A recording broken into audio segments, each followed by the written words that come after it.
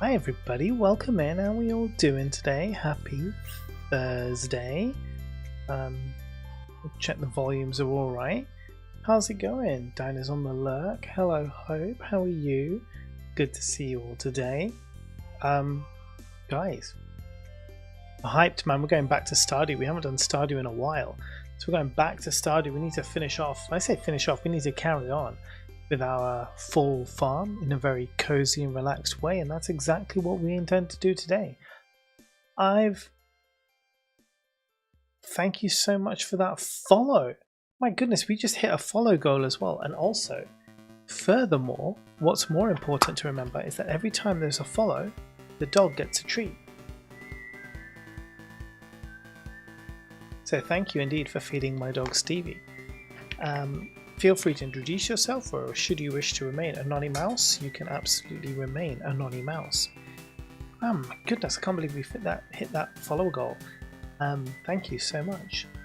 So yeah, today we're going to hit some Stardew and then relaxing. All week I've been playing Hollow Knight for like 2 weeks. I've put about 25 hours into it. Treats. Oh, thank you, Creepella DeVille. What a great name. It's giving me Wednesday Adam vibes and I am all for it. Love your vids. Thank you so much. Thank you very, very much. I'm currently working on the next one. I've been writing the script for the next relaxing Stardew video, so expect that to drop within the next few weeks. I am moving house in between, so things are a little bit manic at the moment. If I'm speaking a little bit quietly, it's because Minimo is being put to bed, so I can't be too loud, but once she's asleep, I'll pick up the volume and go a bit crazy as per usual. Maybe we'll rant, maybe we'll ramble, who knows? Anything is possible. But there will be Stardew, lots of Stardew. That's what we need to focus on today. We're on day 17 of fall at the moment in year 3. It is a very relaxed playthrough, but it is a roleplay playthrough. So for those of you who aren't aware, this is my playthrough. I play as a retired Captain Mal Reynolds, previously of the Firefly ship Serenity, and now we're taking it easy and being farmers on an alien planet.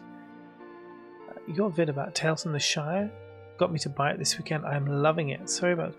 No, that's absolutely fine. I'm so glad that you enjoyed it. I really love that game. I have put about 100 hours into Tales of the Shire. I have completed it now. I have 100%ed the game in one playthrough, and then I have a second playthrough that I'm currently doing as well. I've been thinking about doing an advanced cooking tutorial as well. But yeah, and I'm in the Discord there too, which is always a fun place to be. Everyone's really sweet and like happy. We are really chill. We also have a few of those Tales of the Shire people in our Discord server here as well, which is quite nice. So it's good to have like various games to chat about and whatnot. So thank you so much for saying that. I'm glad that you enjoyed that video. Are you a Stardew fan? Do you play some Stardew? By the way, you guys are free to talk about anything here you want. You can talk about any game you like. It's fine. I was just talking about Hollow Knight. So yes, I've been playing lots of Hollow Knight, which is the opposite of, I guess it's the opposite of cozy when you get to the boss fights. But I'm a very chill person. So even when I'm doing the big boss fights, it's quite relaxing. I really do enjoy it. I don't mind dying a million times over. But yeah, I've put about 22 hours in it so far. I still feel like I have a long way to go, but I'm very excited to sort of like carry on and like beat it this time. I did try it a few years ago and I like rage quit. Not because it was hard, but because of all the traveling around and not knowing where I was. But this time around, like I know what to expect and I know to definitely purchase the maps and buy the compass, and so it's made my life completely different, and now I'm really, really loving Hollow Knight. I'm on the verge of becoming obsessed, which is really good. It's the gay Raven! How you doing, Raven? Welcome in! I'm here to see how a true pro plays STV. Well, you won't see a true pro in this playthrough. This is going to be a very chill playthrough. If you want to see a true pro, you should be speaking to like Hope and Mariella in the Discord. They're proper professionals. We've got some more quieter members, Magi and Galexis, who are absolutely incredible Stardew players. Yeah, I think the Discord has all the professionals. Me, I'm just like, you know, mediocre at best, but I have hours in the game. I have hours, I have knowledge. I don't necessarily play to the efficiency though. That's the thing. When people are expecting a pro player, maybe they're expecting someone who like min maxes and, you know, like leans on all the efficiencies. That's not me. That's not how I roll. I'm very relaxed. I take it easy. I do the challenge runs, you know, I do enjoy doing the challenge runs, but the live streams, very relaxed. I just picked up Stardew. Your tutorial vids have made it less intimidating. Oh, amazing. I'm so glad to hear that. Hollow Knight OST is elite. Oh yeah, I listened to Green Path and City of Tears. Oh, City of Tears is possibly one of my favorite in-game soundtracks. It is wonderful. Also, if you like, you can short my name to Gavin. That's so cool. Yeah, I'll do that. Yeah, yeah, that's cool. I'll do it. Right, should we switch to the Stardew screen and get on? Because otherwise there's a danger I will yap for about an hour and will not see any gameplay. So let's get into it. You got to be efficient. I have 2 small farm plots for a total of 120 crop spots. Yeah, that's not me. You'll see on this farm. It's like it's not at all. So background for this farm. Because it's a roleplay farm, I did what Captain Mal would have done, and the first thing I did was max out all the friendships with everybody. But in doing that, I also managed to complete the community center. Unplanned, I wasn't deliberately trying to complete the community center, it just happened. And I'm refusing to open up Ginger Island just yet. And there's a few more things I still want to do in the Skull Caverns and that, and then when I've done that, then we'll see. You see my farm layout, you know how inefficient it is. Yeah. It's good, it's not bad. It's not bad at all. I was stonewalled by a purple mushroom, rabbit foot, and damn apples. Yeah, those things will get you, man. They will absolutely get you. Alright, I'm going to switch over to the game. Should still have music, and hopefully you'll have game audio as well. Fingers crossed. Yes. Yes, you do. So, here's my dog. Oh, yeah, and we married Haley in this playthrough, by the way. Just in case you were unaware. I will try and keep an eye on chat. Oh, no, I can't go outside today. I want to look my best for you. Oh, you do look your best, love. Thank you. Don't think there's anything else. No. Oh yeah, I've decided to keep all my coffee here, so let's make some coffee. We're doing a lot of mining now. Captain Mal hasn't yet got into his money making phase. We're making money. We've got 167,000, but we're not deliberately trying to make money. Again, right? It just happens to be, we just happen to be making money. We're not actively trying to make money yet. We will be soon. We're going to do the ancient fruit farm, and that will come, but we'll do that, it will come later. I just leveled up. Alright, there are a couple of characters who start being standoffish. Yeah, exactly. Haley is definitely one of them. We do keep our mushrooms here. I have to, that's not the right place. Every single time I come back to the farms, I'm always like, what was I doing in this farm again? Because I have like multiple farms in different consoles. Oh yeah, okay, so we've got a new mastery level. Amazing. Really enjoying my Shane romance. Yeah, I've done the Shane romance. I mean, I've done the full everybody romance. I've only married Leah, Haley, Penny, and Emily thus far. Although Sebastian, I do have a playthrough on my Switch where I'm going to be marrying Sebastian. That is my potato farmer playthrough.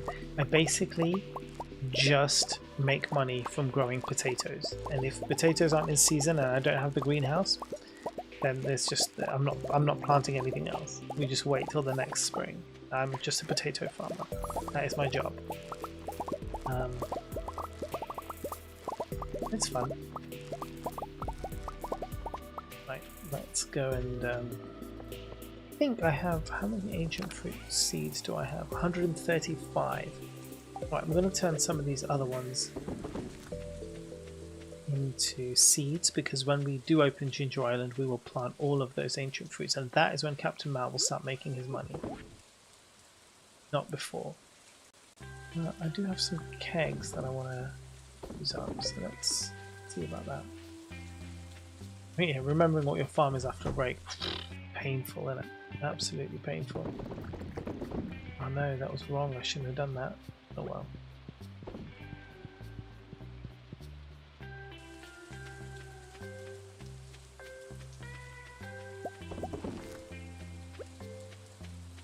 Made most of my year one money through strawberries. Yeah, blueberries are really good. Cranberries and eventually legendary fish roe. Yeah, those are really, really good money makers. Keep that there.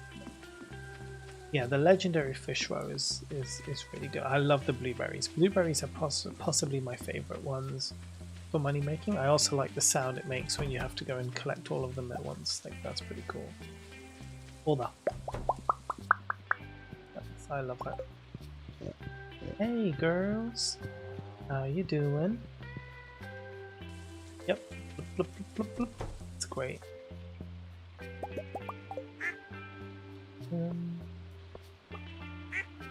We will be doing some mining, and that's Skull Caverns is pretty much our goal at the moment. Like going through the Skull Caverns, getting some iridium, all that kind of stuff. So that is what we will be doing a lot of.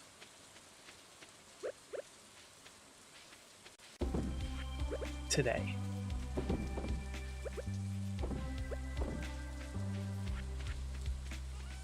Oh, there's a void egg.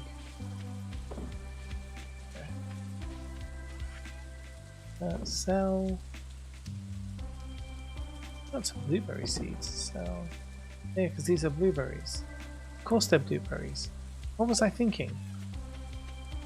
I'm sitting here being like, ancient fruits. They're not ancient fruits. They're blimmin' blueberries. I'm wasting my time. Turning them into wine. See, this is what happens. I take my mind off of things for a second and I forget what I'm doing. Well, I'll keep those. Actually, it won't hurt. No, we don't need more blueberries. We're fine. And my trusty horse is there waiting for me as well. Right, we'll add these to the coffee selection.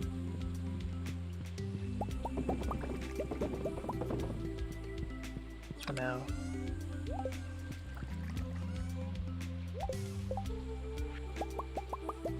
Okay, we'll need that. We go off. Mining. I'm woefully unprepared for Skull Caverns, I think, despite my getting my final Mastery 10. But yeah, how do you get a horse, by the way? Build a stable. If you get Robin to build a stable, a horse comes with it. You can only get one horse in the game, so... Oh, unless you do multiplayer, then you can have multiple horses, but... In a single player game, you can only have one horse. So look, okay, so let me tell you what I do for Skull Caverns. So, for now, I'm just going to put away all this stuff, right, because we don't need it. I just need my sword and my pickaxe. That's what I'm going to take.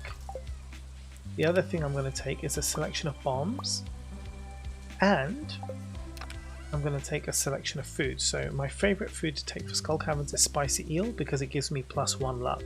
Now, I don't know what the luck is of today. I don't really bother checking because the thing is I'm going to go anyway. I don't care if it's a good luck day or a bad luck day. Like whatever happens, I'm going to the Skull Caverns. So... Amidas, hi, how are you? Yay, chilled you. Indeed it is. It's very chill today. Even though we're going to go Skull Caverns, but we're going to do it super chill. Alright, so this is how we roll on the Skull Caverns, or this is how I roll at least in the Skull Caverns. So I've got my Galaxy Sword. I would not recommend going to the Skull Caverns until you've got the Galaxy Sword. What I'm going to do is I'm going to drink my coffee first. Okay? Because this will give me speed. Now, I will then have my spicy eel for the luck. Now, I don't really care about breaking all of these rocks. I just want to get away down as quickly as possible.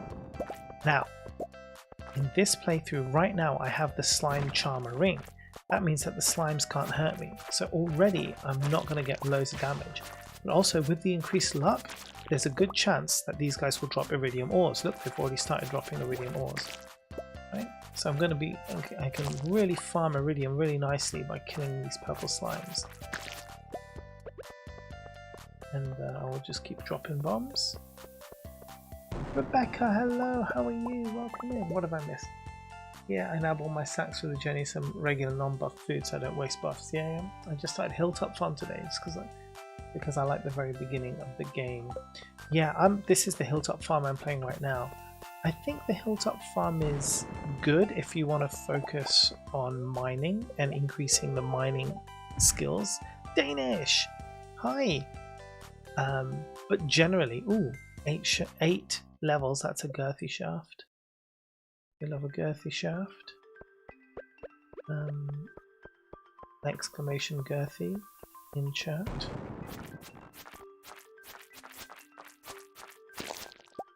You see how many hits it takes. So at the moment, right, the reason why we're like, we don't need to break all of these. The reason why is because the further down you get, the better quality stuff you're going to get. So in the skull caverns, the idea is like, if we get down sooner, that's better for us. Obviously, when I come across purple slimes, I'm going to eradicate them. Because again, that's my chance for iridium ores. There's no more, and I have a ladder, so I'm going to head down. Hey yo!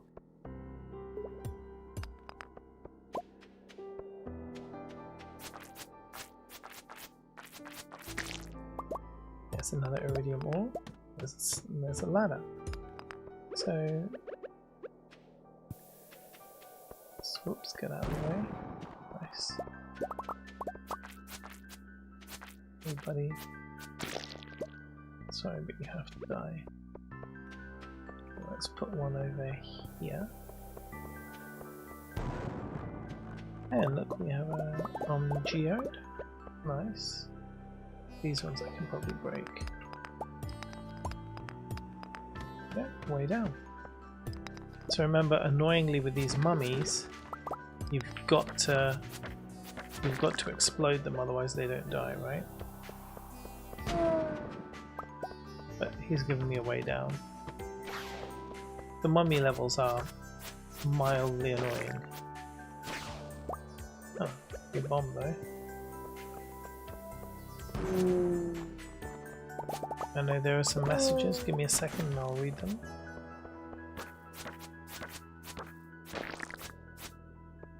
Get rid of 2 of them.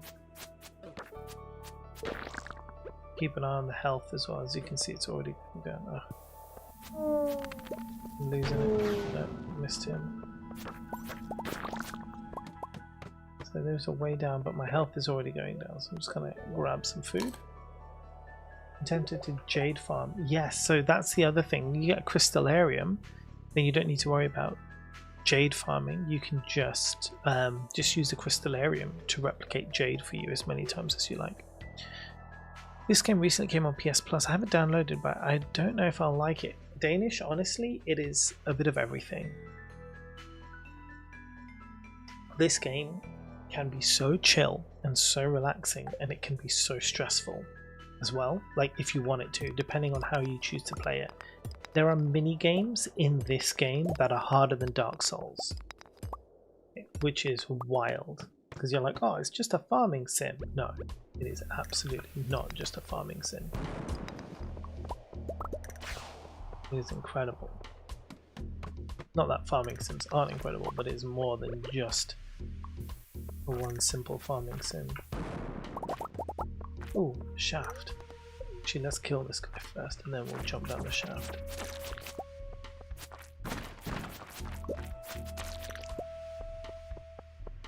Just in case. What have we got? 8 levels! Oh, nice. Challenge accepted. I meant making more crystallariums yet to passively farm jade. I already have one from CC rewards, of course you do, yes. Yeah, making, like, I remember in my first, when I wanted to 100% the game, the first time, I had a whole shed full of crystallariums so that I could, like speed run down the skull caverns. That was fun. But again, you know, it's only if that's the kind of way you want to play. Whereas this one being very relaxed, I'm not too concerned about all that jazz.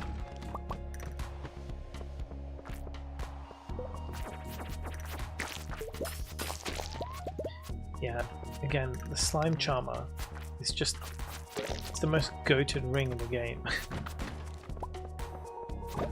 They just can't touch you. There's another one. So now we're on level 28 already.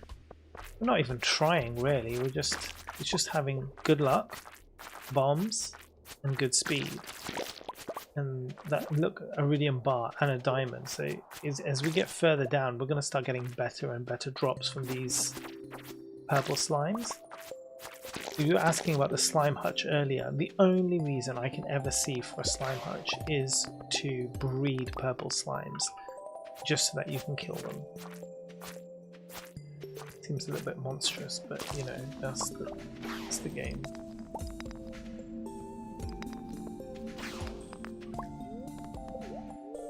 Seven levels, nice. Good day. Hi Robbie, how are you, buddy? The ultimate challenge, catch a legendary fish with a basic fishing rod, no tackle, no bait. Oof, that is hard. That is very hard. I managed to convince a PvP player to try Stardew and he has so much fun chilling and fishing. It's so much fun to... That's honestly, it really is the best. And cheese mayo cloth. Look, Floof! Hi Kayla, how are you? Hope you had a good day. Yeah, I have had a good day, thank you. It's been good, just working and that, and now chilling with you guys, which is always a pleasure.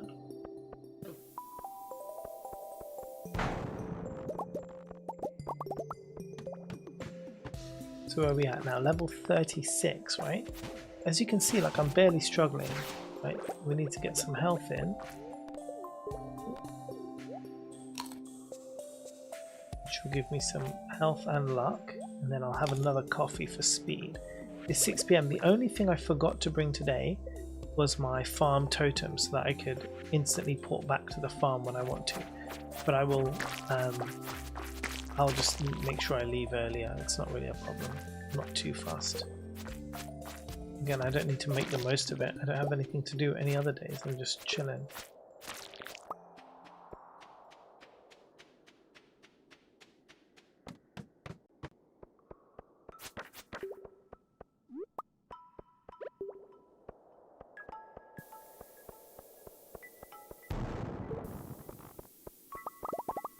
So we're getting all the Omni Geodes. Remember all those Omni Geodes when we break them?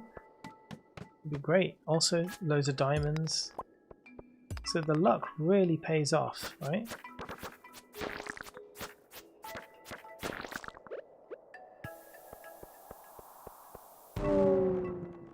Got them both, and we have a shaft.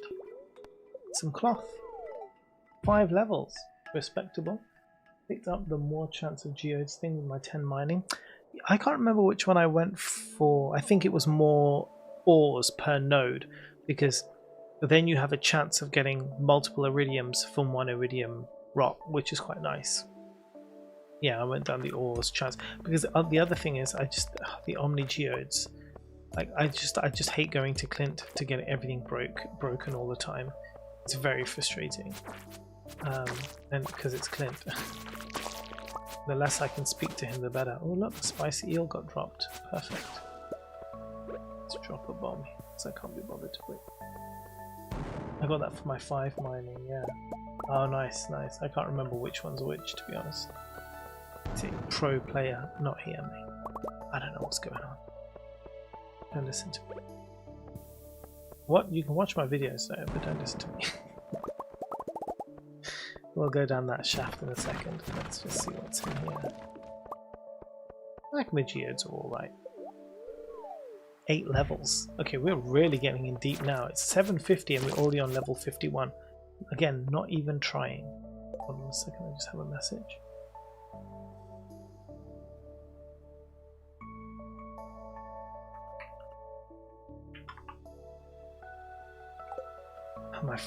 My best friend's just sent me pictures of a Japanese toilet he's acquired. We're big Japanese toilet fans. I have one. It's amazing. Although now I'm moving house, I will no longer have my Japanese toilet. I'm going to have to buy a new one. A little bit upsetting.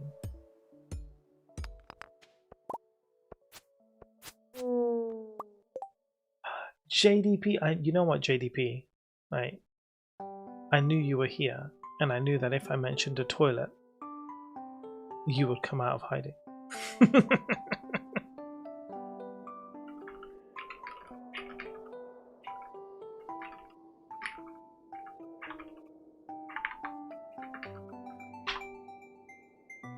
I do know you. I know you so well. I can't take it with me, man. So you know what the problem is with it, actually? It is a little bit broken. The heat element inside the heat sensor or do I say the temperature sensor is broken, and for me to get it fixed, I have to. It's out of warranty now, and I have to return it to the company, and then pay to get it fixed. And actually, like, it's just not worth it. So what I'm going to do is, I'm just going to buy a brand new one. I mean, after I move, I'll wait, settle in for a while, and then I'll go buy one. Because where we're moving to in my new office, I have an ensuite shower and toilet, so I'm going to put it in there. You mean a bidet? Yeah, a bidet. I know, but you know, generally referred to these days, I guess, as a Japanese toilet, because there are all kinds of bidets, right? You know, the old school bidets, or the ones that you see in hotels and stuff. Look at all these iridium ores. Look at them. That's just like a thing, right? It's not even what do you call it? It's just like a in the toilet thing. It's weird. It's not on a seat, right? Those bidets. But no, yes, I know what you mean. Yes, the Japanese toilet is also called a bidet. This is correct. Keep an eye on the health in case I forget. It's 9:40. Keep an eye on the time as well. Don't want to get rinsed out. Let me see. Ensuite office? Yeah, I know, right? You have to dig a hole and shit outside and bury it when it gets fixed. I know, right? Can't wait to see the office space. Well, I'm really excited to decorate it. Actually, it's, you know, it's about the same size as this. It's a bit smaller than this room, but I'm hoping the windows are better placed. There's 2 windows, so I get less wall space. So I kind of just need to kind of decide how I'm going to play it. But what's nice is having a completely blank space that I can, you know, turn into my own thing. So yeah, I'm excited about that. Did we get stairs already? Yeah, we got them right at the beginning, of course.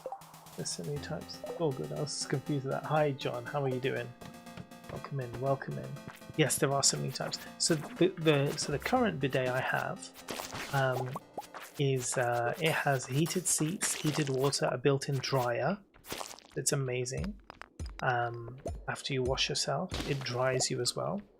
But as I said, the heating element now is damaged, or well, the heat sensor is damaged, so it doesn't know what temperature it's being set on. So it just doesn't have any heat, just comes out cold. Also, the seat isn't heated anymore, and the drying function doesn't work either. So I'm like, that's a lot of things that could potentially be wrong if they go and repair it. So I'm just like, yeah, fudge it. I'll just buy a new one when I move. And whoever lives here can enjoy that. And never leave the toilet. Honestly, even the water being heated is so nice. Like, so when it really comes in clutch is winter. But you know when you get out of bed in the night in winter and it's cold, and then you're like, oh man, I don't want to sit on the toilet because like it'll wake me up. Well, the toilet has a light inside it already, so you know where you're going. You don't have to turn on any lights in the house. Then you sit down on the seat and it's like warm already, and then it'll clean you, and then you just it's just, I mean, like, what more could you want in life? It's perfect, honestly. And if you're not living that life where you're having your ass washed for you after you take a poop, like, what life are you living? You're not, you know, you're only living half a life. And that is a hill I will most certainly die on. Remember the lawless 80s and 90s where people would put fuzzy covers on the bog rings? Graven, I know exactly what you mean. Yes, I remember that. I'm not living at full capacity, clearly, but that's nice. It is really nice. People don't ever, you know what? The thing is, like, going to the toilet, people are like, oh, he's going to the toilet, right? Yes, you can make it be a going to the toilet thing, right? It's like, oh, we all have to go to the toilet, right?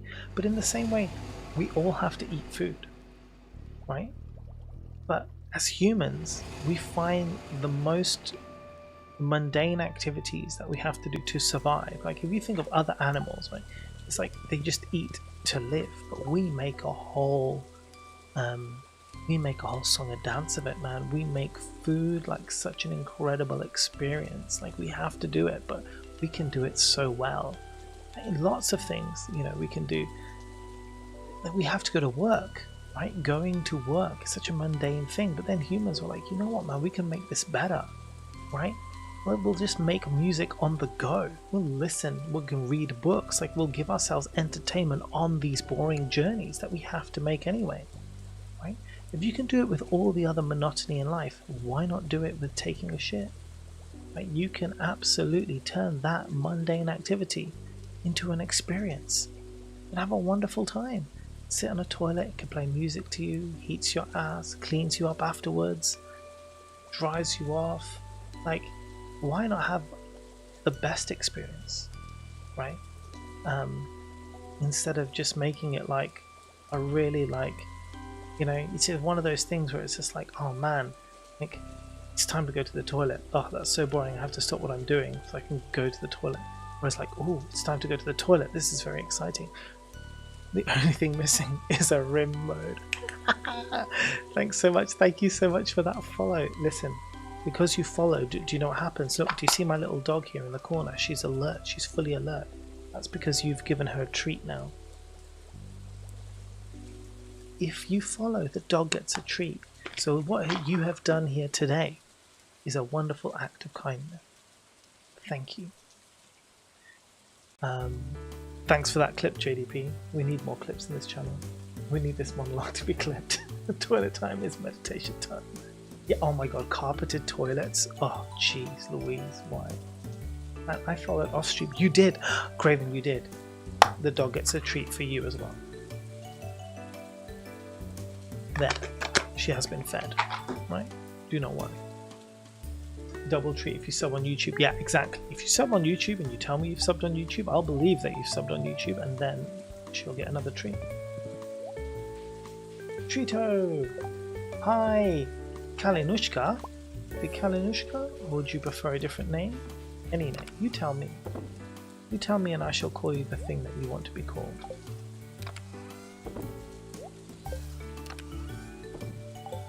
Let's see all the things I can put away. Oh, life elixir. That is a good one, actually. We'll put that in here. Cloth goes in there. We have some geodes. Okay, you know what? Tomorrow we'll go and break all these things up. I'm going to get them. Then white algae can go up here. Let's get all my weapons back. In that order. Get rid of these broccoli seeds. I don't care about them. But the iridium ores, you definitely need to start. Look, we got 47 iridium ores today. Right? And yeah, that's pretty impressive. For like a day of like, we're just going to see what happens. Let's head off to bed and see where we're at today.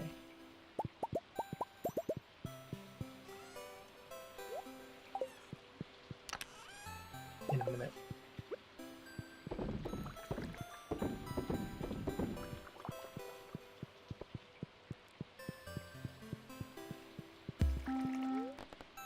Right, let me see your messages. So, biscuit battle.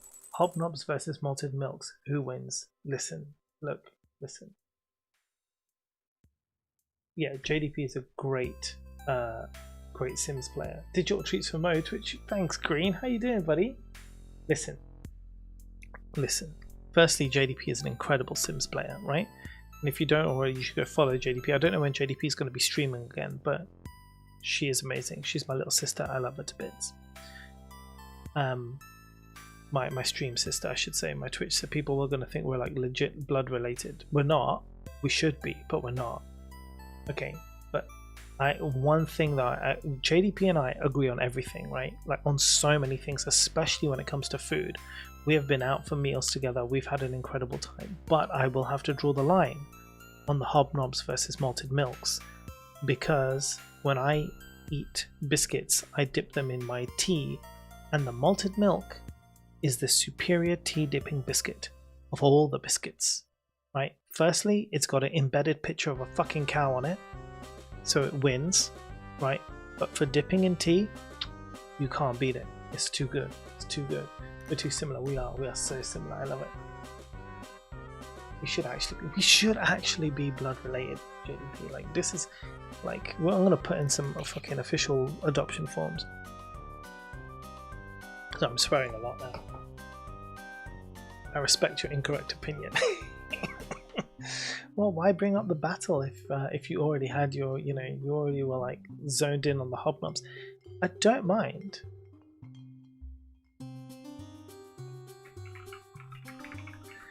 I don't mind.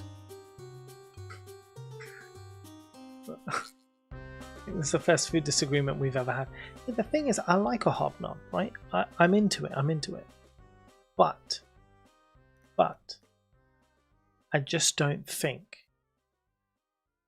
it's better than a malted milk. I'm also the same about chocolate digestives. A lot of people are all about chocolate digestives. I like a chocolate digestive, but again, for tea dipping, it's awful. A normal digestive, far better. Chocolate digestive melts on your thumb when you dip it in the tea, so it gets hot, and then you've got like chocolate in the tea, which is alright. You've got the melted chocolate on your thumb. That's a big problem. I like a chocolate digestive on its own, but again, I like my biscuits for dipping in tea.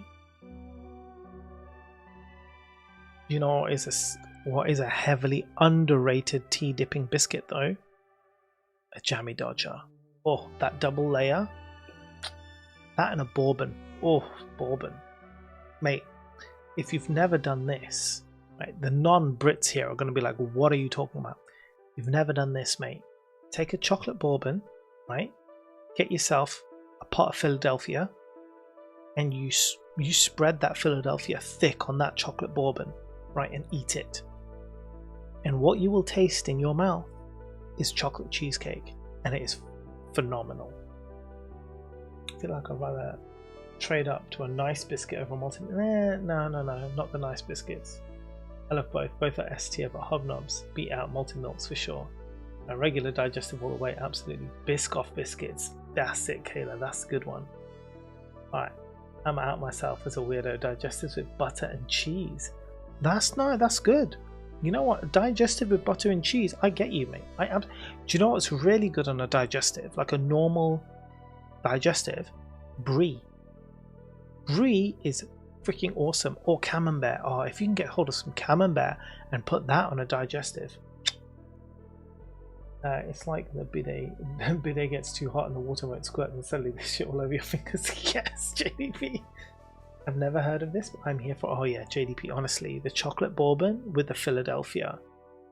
Oh, it has been 0 days since we last talked about food on stream. We always talk about food on this stream. Today, I'm glad that we're talking about biscuits. I will happily talk about any food, but biscuits. It's a good conversation. But you know, the thing is, right, Graven, why that's not weird? Why is a digestive with butter and cheese not weird? Because if you think about a cheesecake, the base of a cheesecake is crushed digestive biscuit with butter, and then you put cheese on the top. That is a cheesecake. So deconstructing that and having a digestive with butter and cheese is basically the ingredients of a cheesecake. So it makes sense that it's good. So there's a digestive cracker in the Jacobs selection. Yeah, there is. Yeah, it's an unsweetened digestive biscuit. Yeah, top. Yep, it's really good. It's really, really good. Should we play some more Stardew? I had to stop because I was getting well into the biscuit chat. For the Americans out there, we're talking about cookies. Like digestives with a sharp cheddar is elite. I can see that, man. You need that because the other thing is that remember that cheese is salty, right? So if you have a sharp cheddar, and that perfectly complements the sweetness of a digestive, and the digestive isn't an overly sweet biscuit anyway, right? It's a mildly sweet biscuit with a great texture. So you're gonna get that little bit of sweetness, that great crumbly texture, and you're gonna pair that with this sharp, slightly salty cheese, and those two will mix so well. So it makes complete sense. Like in my head, I can see that. So yeah, you're not a weirdo. Controversially, however, rich teas can get in the bin. I don't mind a rich tea. Again, I love a rich tea because for a tea dipping biscuit, it's a solid biscuit, right? You can dip that in tea 2 times and eat it without it falling apart. What I also love is a rich tea finger, but the problem is a rich tea finger is very thin, like a morning coffee, right? And I love a morning coffee because it's basically the same as a rich tea finger, but a rectangle. But you have to double up. Take 2 rich tea fingers or 2 morning coffees, double them up, bam, inside your tea. That's great because you get 2 biscuits. That's how I eat an entire pack in one sitting, and this is why I'm pre-diabetic and why I don't have biscuits anymore. But if I did, yes, a pack of rich tea fingers would go in a morning easily, an entire pack. Like, I'm not even exaggerating.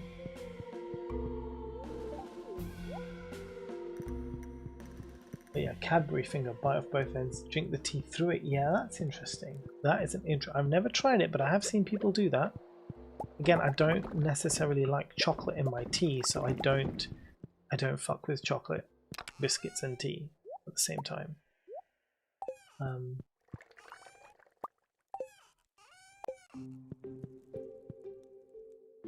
Right, today we're going to go see Clint.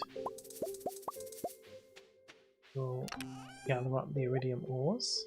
And I'm glad we're all having these wonderful, wonderful conversations today. But first we need to sort out the animals and do all the other things. So we'll do all of that, and then by that point Clint will probably be awake. What's the date? The 18th. Hey dog.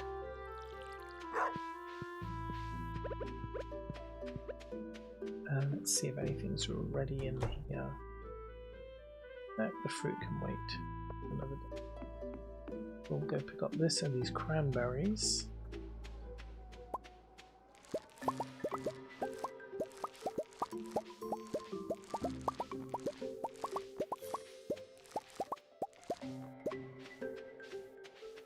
Get rid of the mocha hot chocolate as well. Ah, with a hot chocolate I can definitely see that being really good.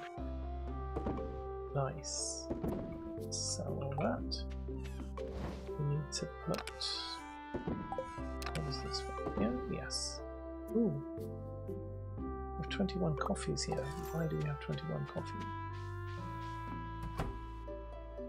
That is not what I expected.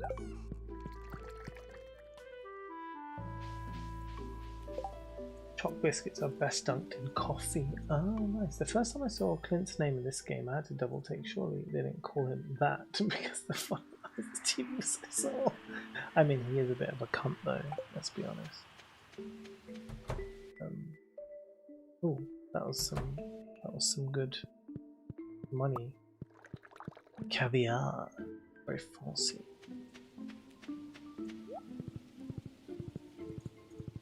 We'll stop here for the animals. We'll sell the caviar. Oh, not my coffee. Thank you, caviar. Jeez, what am I doing? And let's go to the animals. Hey guys!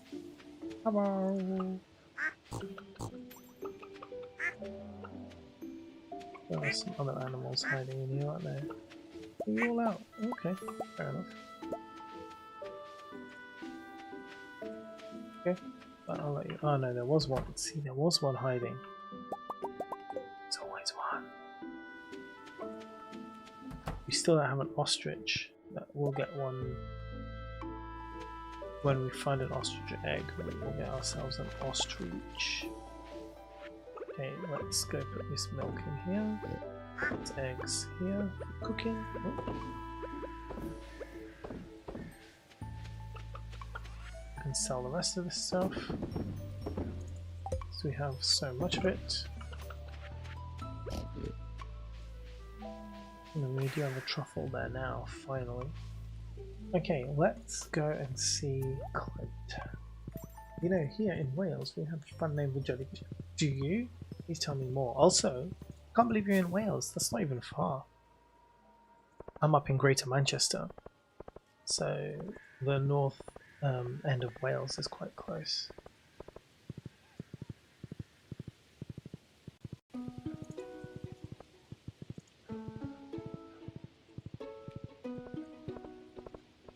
To walk onto the sea. That's amazing. That's such a great name.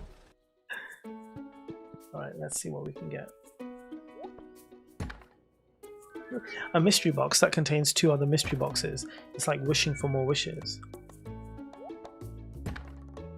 I'm North Welsh. No way, that's awesome. Bombs, we always need bombs.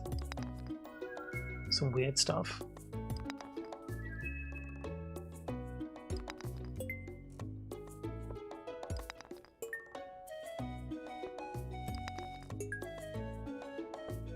I don't dunk any biscuits in my coffee, right? That's usually because I have a flat white, so you know you've got that, you know, the very slight foam on the top, and because it's because there's a significant amount of milk in it, I don't feel the need to dunk a biscuit inside.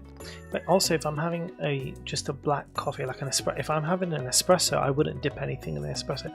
The only thing I would dip in an espresso is one of those Italian biscuits, right? The little Moretti biscuits or whatever they're called.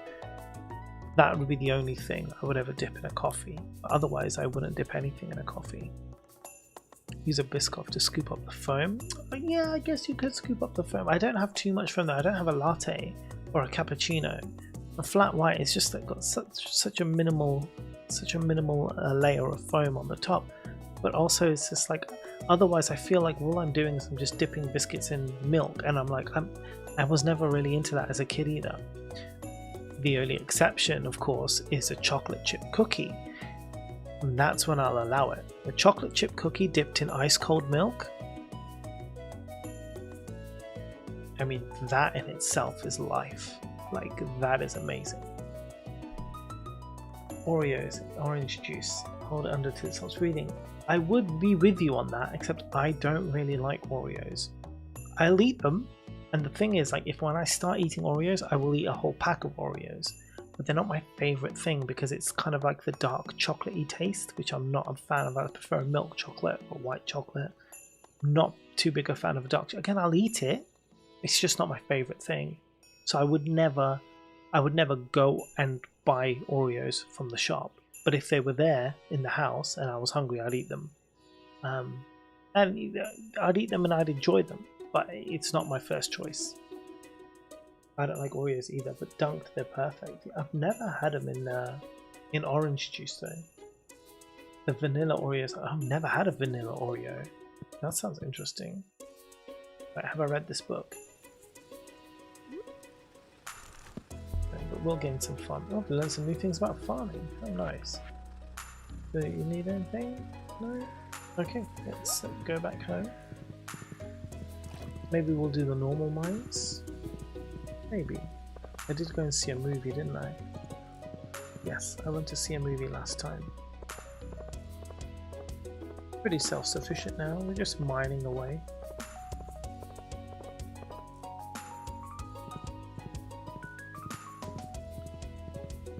Did you all ever, well, like, as a kid, like, Jojo Mart is very flashy. Yeah, because once you've done the CC, which you've done now, you'll see the next step of the game that you can do afterwards. I don't want to give you spoilers, but basically it's not Jojo Mart anymore.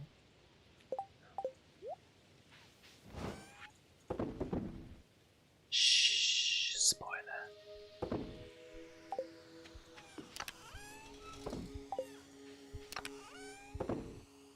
Cool, alright.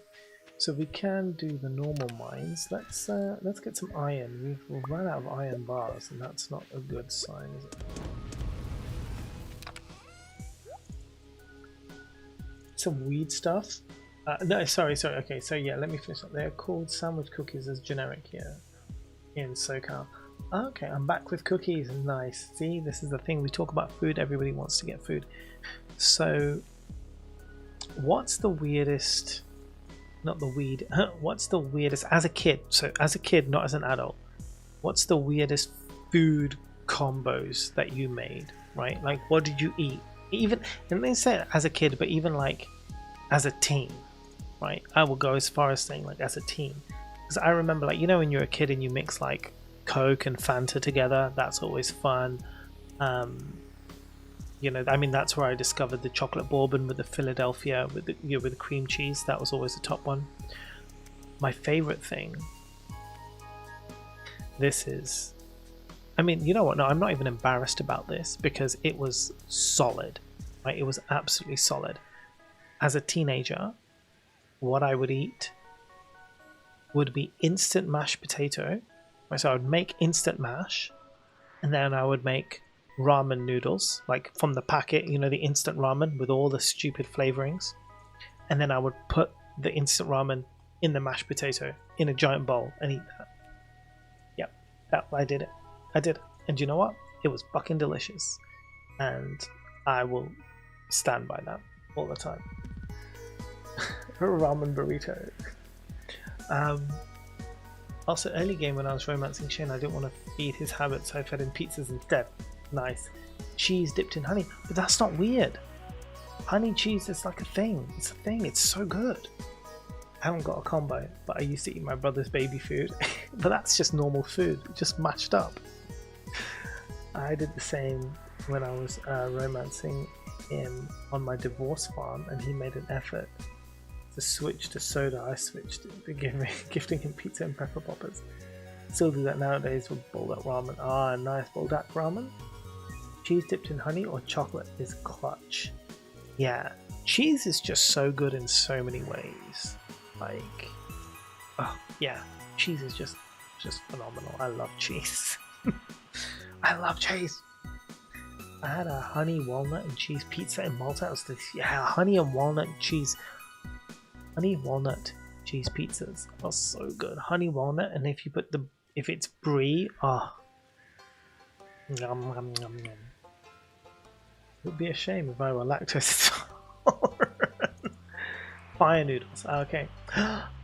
Look who it is, everybody. Look who it is. Hello, Shasta. Oh wait, why isn't this working? Oh no, of course. None of them are working because none of the overlays have been refreshed. Hold on. Hold on. Ah. Alright. I'm usually quite good at these things, but today I forgot to do everything. Here we go. Now it's on a cooldown. Oh well, we can't do it. Hi, how you doing, Shasta? Welcome in, Raiders. Love you gotta pee. Yeah, no, you go do what you gotta do. Nikki! Hello! You see discos instead of poppadoms. Oh, nice! No, still do. Hey, listen. I'm gonna come back to you on that in just a second. Wait.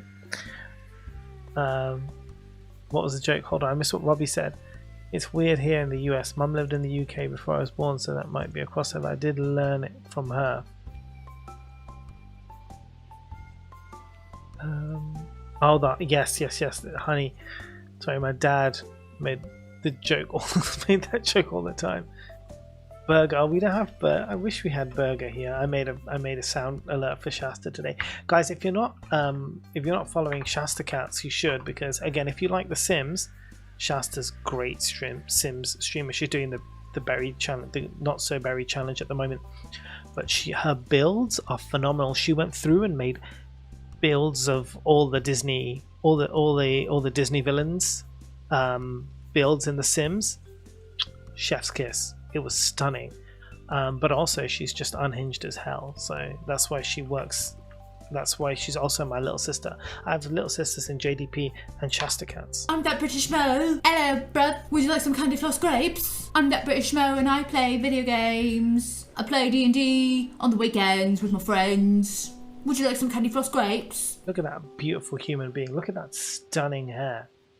Go pee, Shasta. Yeah, go pee. Saltine crackers and milk was apparently odd. Oh yeah, but again, salt and milk makes sense to me. I can see that. Crackers, as in crackers are salty generally, right? So it'd be like Ritz. I would see that as a Ritz cracker. So yeah, go follow Shasta. And guys, if you need to raid and run, please feel free. We're talking about food though, so if you want to stick around, we're talking about weird food combinations that you would probably invent as a kid up to a teen. I did want to come back to a conversation I just saw, so give me a second, hold on. Once upon 5 years ago, I was playing Conan Exiles and building an entire city. Then one day I logged in, some stuff happened overnight, and all my work was gone. How? Alright, somebody said something here. I want to address it. Where was it? Graven says, I used to use discos instead of poppadoms. Okay, so let me tell you, right? I love a crunch. So traditionally, when we would have a curry at home, what we would have is like, like Bombay mix, right? Similar to Bombay mix type thing. And you would sprinkle it on top. So you'd get your rice, you'd get the curry on top, and you'd sprinkle this Bombay mix type thing on the top, and it gives you this crunch. And when I don't have that at home, I will legit just crush nachos, salt and vinegar crisps, whatever, like anything crunchy. I will crunch it up and put it on the top of soup, curry, like anything to give me that texture contrast. So if it's like a soft food, I want the crunch. If it's a soup, I want the crunch, and I'm good with that.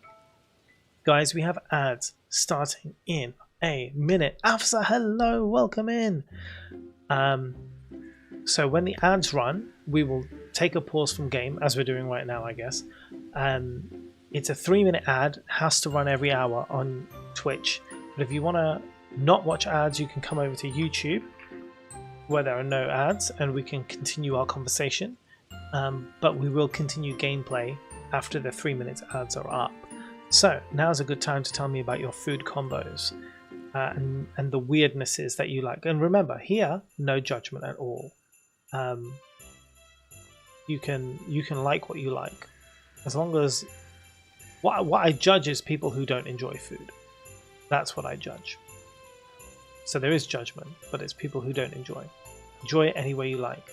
I'm here for you. Ads in a second, I think. Just had dinner, got my tea, now getting cozy. Let's go! I've got my hot water today. And on the next break, I might go make a coffee. Oh, something happened with the foundations and everything destabilized. What the hell? I've never even played that game. Conan Exiles. These city builder games really get me, man. I don't understand them. Like, they're too stressful because it's like you have to be on top of too many things at once, and I'm just like, my brain fries. I would love to learn how to play these strategy games properly, but I cannot. Real-time strategy doesn't work. Turn-based, I can deal with turn-based, but real-time, oh goodness me. Good lord. Absolutely not.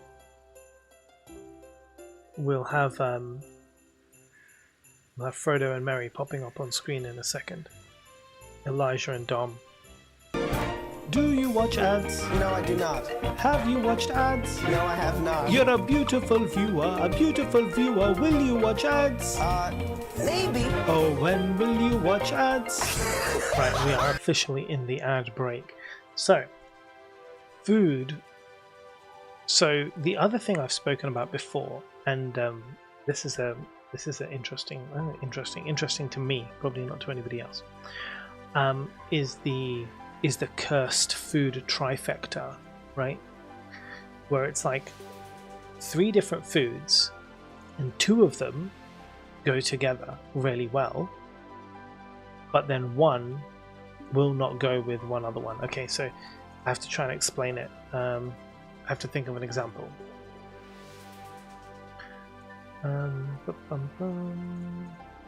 If I could, it would be great. Cheese is difficult because it kind of goes with everything. And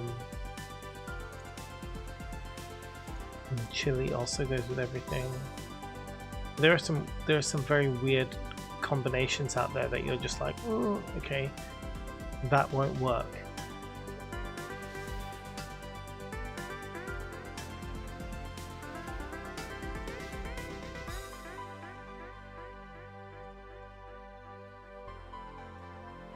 No. When it comes to me, I'll tell you. So you've basically got to think of a food that goes really good with one food and goes really good with another food, but then those 2 foods that it goes with don't go with each other, which I find a really strange combination if you think about it, because if one thing goes really well with 2 other things, then you would think that those 2 other things would go well together, but then they don't.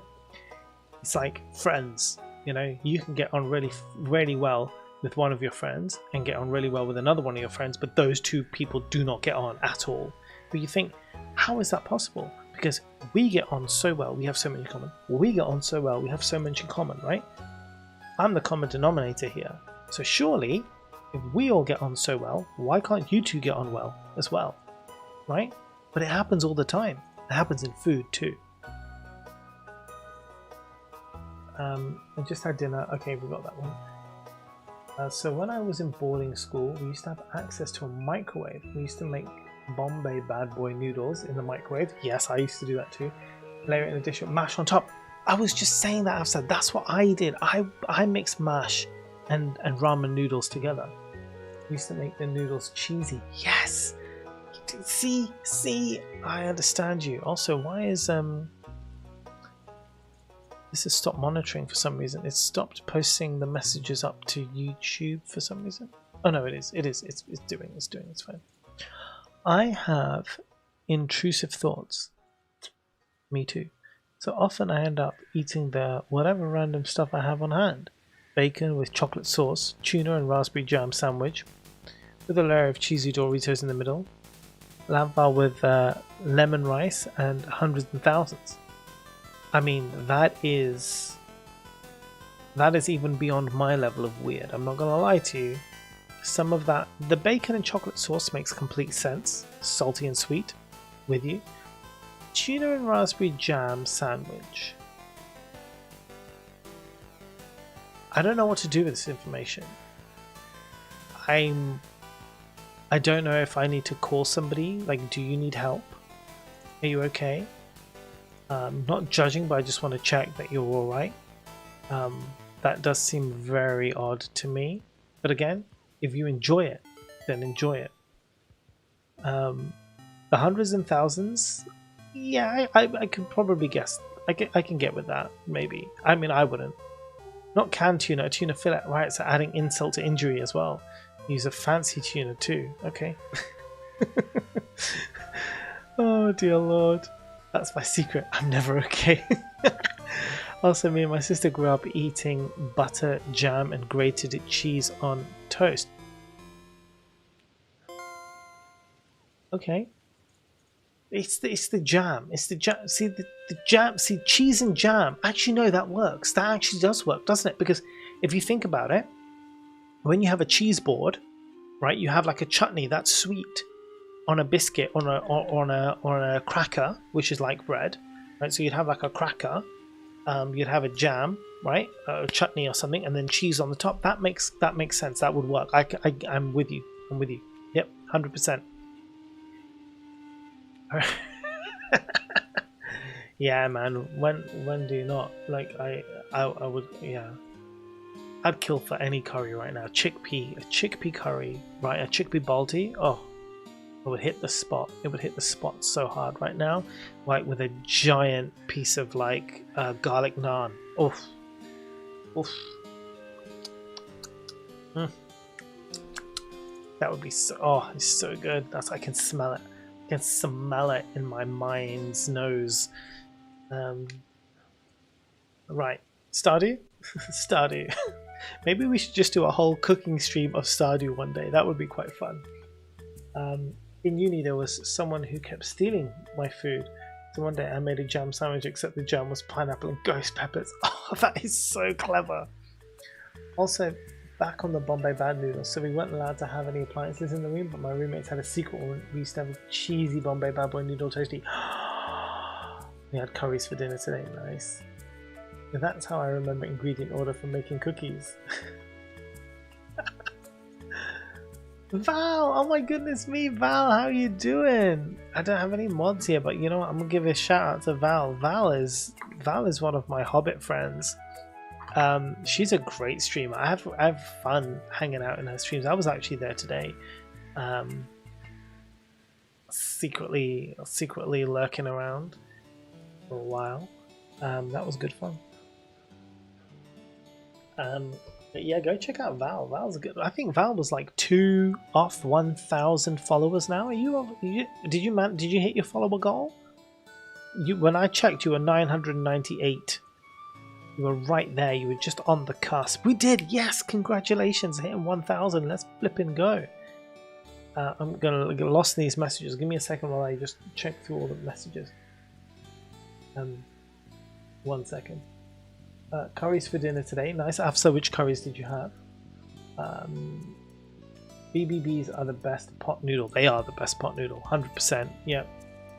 Hobbits for life. Yes, we are. If the sugar and butter haven't creamed together perfectly first, the rest of the friend group is just mush and it doesn't cookie.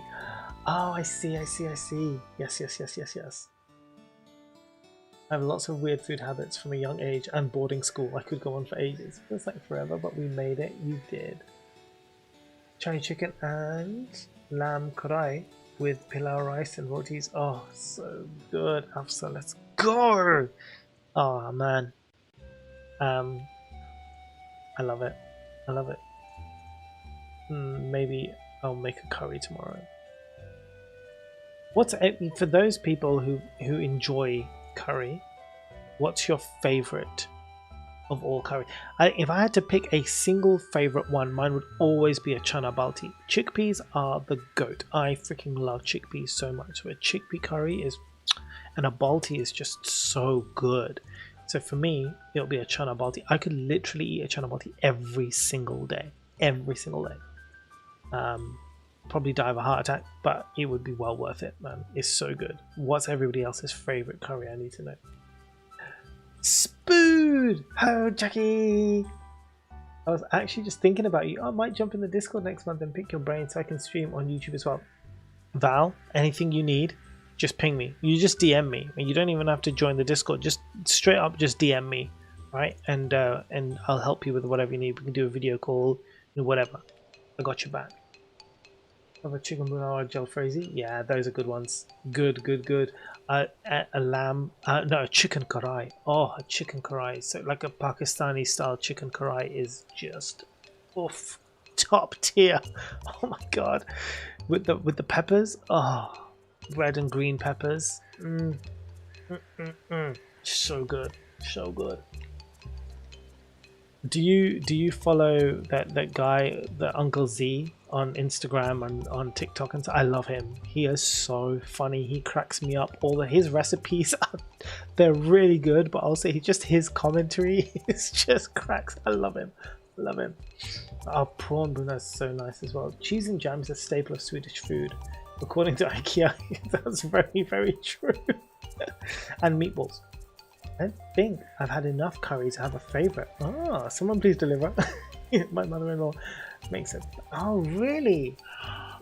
Oh, man. Do you know what? I haven't had nahari in years. Absolutely years. Oh, man, that is a good shout now. You're making me think about that. Oh, okay. Yeah, he's hilarious. Oh, you like him too. He is hilarious. So easy, mate. I'll give. Yeah. Oh my god. Just send it to me. Send it to me in the Discord. We'll talk there. The only curry I don't like is Thai green curry. Oh, I really like a Thai green curry and a Thai red curry. The only curry I don't like is okra, and that's because I can't stand okra. Although I had one okra curry a couple of months ago, that was phenomenal. It wasn't bitter at all. I had that in Canary Wharf in London, and it's changed my perspective on okra, so I might have to go back to it again. But yeah, I don't like it. Yeah, I hate it, but oh my god, after this one, it blew me away. It was so good. My curry ranking, okay, chicken and any madras. Okay, that's cool. I do like there's a really nice Indian restaurant not far from me, and they do a lamb balti actually, and it's really nice. The lamb is always melt in your mouth. The hurry is so easy. The cheap method is we whack everything into a pan in one go and let it sit for hours. I mean, this is the way. To refresh, chat is 5 minutes ahead of stream. Yeah. Sometimes the YouTube you need to refresh. I'm always sad when I go to restaurants. on the menu. I don't think many do, Raven. I don't think a lot do. Do you have many good ones in the north of Wales? Are there many good places to go? Because obviously you can just like jump over to Manchester in no time, and Manchester just has like all the best ones. Like we have so many great curry houses in Manchester. Oh, that reminds me, actually my mum will be visiting soon, so maybe we'll all go. Maybe I'll take her and my daughter and we'll go to Curry Mile. A decent couple of places, yeah. Love me a good biryani. I love a Pakistani biryani over the Indian biryani that I grew up having. I much prefer a Pakistani biryani. That's really good.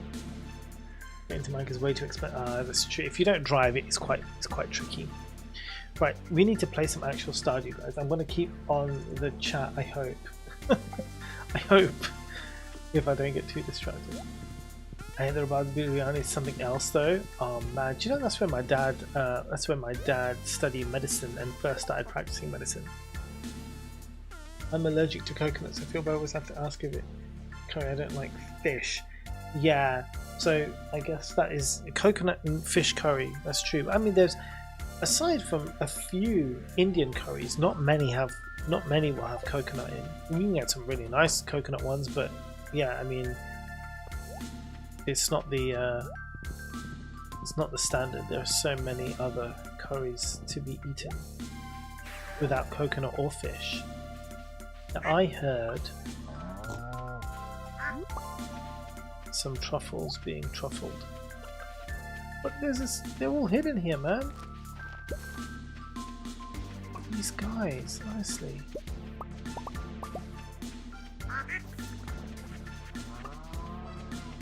Oh look, there's more.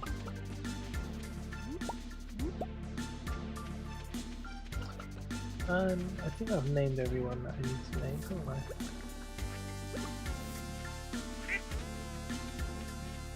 We're gonna make some money today, guys. Have you ever heard of Corsi? Chicken coconut curry which you eat with spaghetti? No, never heard of that, but I mean it sounds great, because I mean it's not too dissimilar to like the there's like various Japanese curries or Thai curries that you have with noodles, and I love those. Oh man, there's that really nice lemongrass coconut Thai curry served with noodles. That is oof, oof. And it's hot as well, like it's got spice. I love a spice, me. Give me any spice. I'm there. I think the coffee will be ready. We're just having a farm day today. Relaxing, just having a nice farm day. Very relaxed. Well, maybe we'll go over to the quarry, actually, and mine out the coral quarry.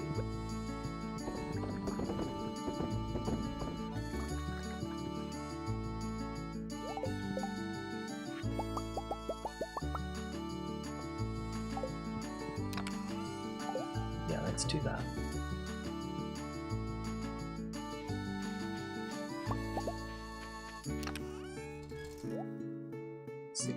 Gold, 6 copper. Let's get some more copper in here.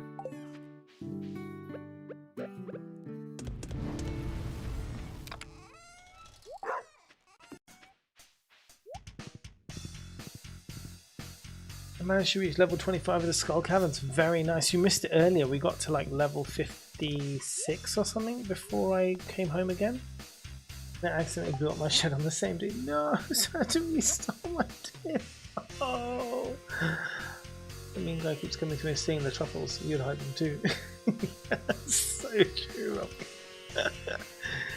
Oh, so sad. I would be. Wait, hold on. Wait. Yeah, one of my friends who lives in California looked up the cost of a last-minute plane ticket from there to London. $900.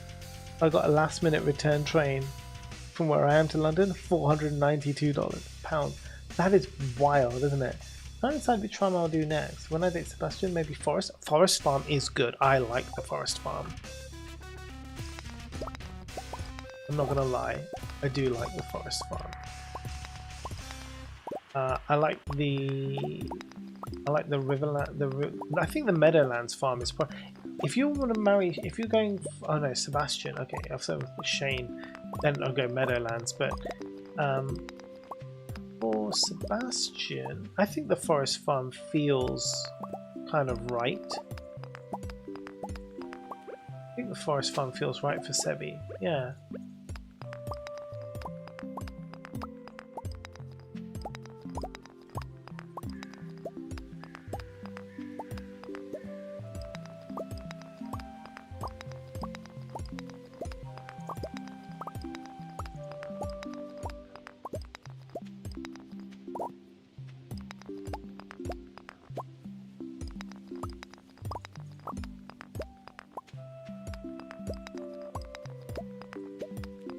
Something so relaxing, like what's going around, like smashing every single box. It's so cathartic.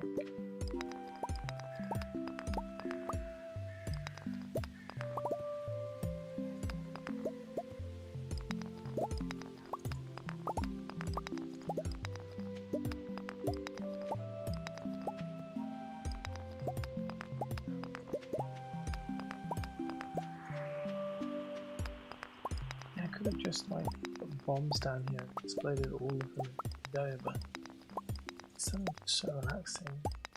Oh, do you know what? Maybe we'll do some fishing tomorrow. That'd be nice. Yeah, maybe fishing.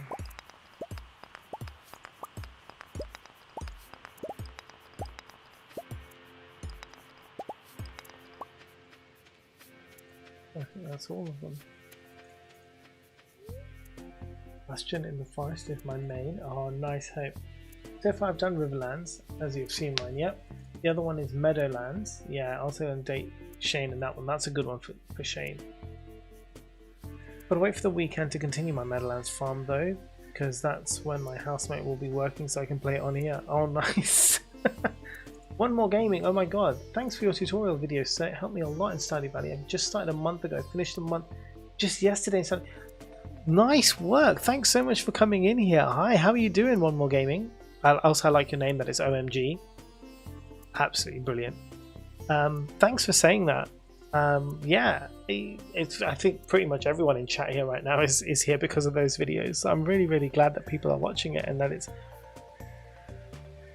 resonating with people. I saw a Reddit post the other day where someone had actually recommended my videos in the Reddit post, and that was amazing. I was like, what? And they've got so many more views recently, and I don't know if it's because of that. So whoever did that, thank you so much, because that's absolutely incredible. Just mentioning that, and then people were like, oh, this video is really good, and I was just like, oh my god, that's incredible. Yeah, all of a sudden, like, I mean, the video is doing good. It's always been doing good, but suddenly this month just boosted up, and I wonder if it's because of that link, like because of it was mentioned on Reddit. But yeah, wow, absolutely wow. I've had this game for 13 days because PS Plus, and I'm hooked. It is so addictive. Your videos are on recommendation of Stardew Valley. Yay! Oh, that's amazing. I was looking for tips videos and yours came up, and you were chill vibes. We do try and keep the chill vibes despite the swearing on here. We do keep the chill vibes. We do like to take it very easy, be relaxed, you know. I think it's important. There's too much. Oh my goodness me! Thank you so much for the follow. Listen, guys, when you follow, you know what happens when you follow. This little dog here in the corner, she gets a treat. Look.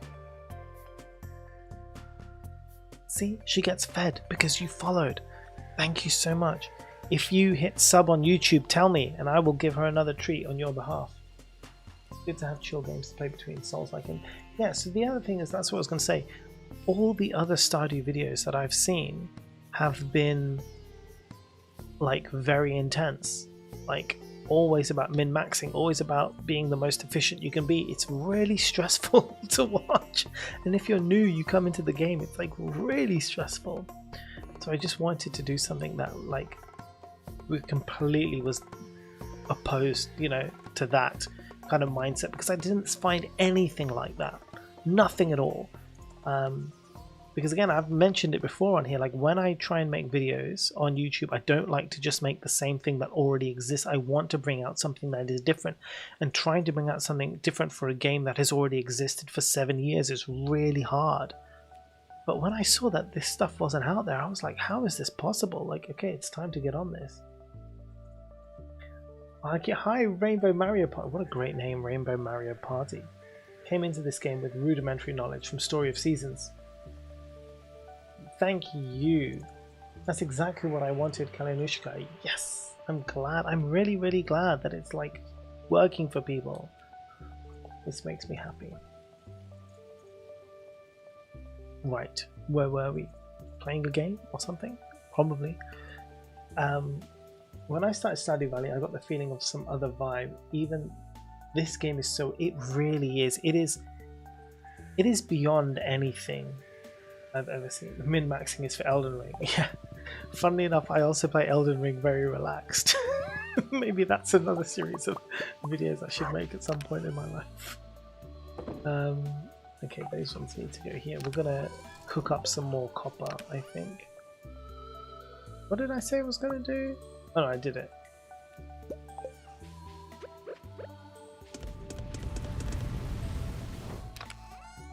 To be fair, once you've already got all your weapons, everything's really no need for the bars unless you're specifically making something.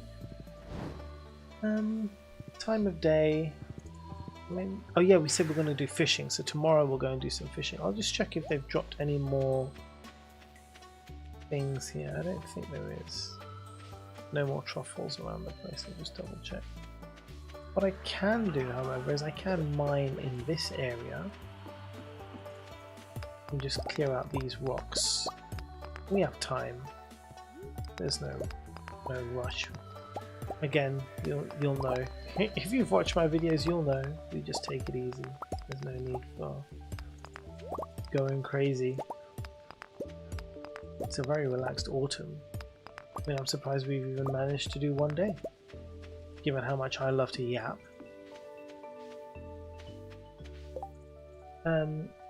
Not like a checklist, but something to just nudge in the right direction.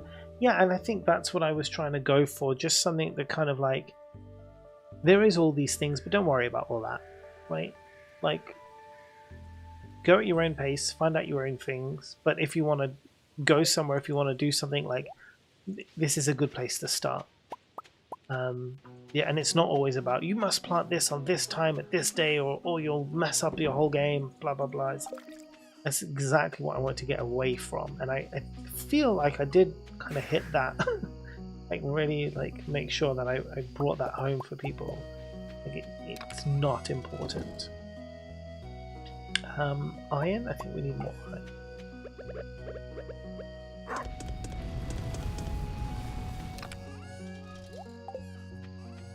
Right, we've got these 2 geodes. We'll crush them tomorrow, and we'll go fishing. Ah, coffee.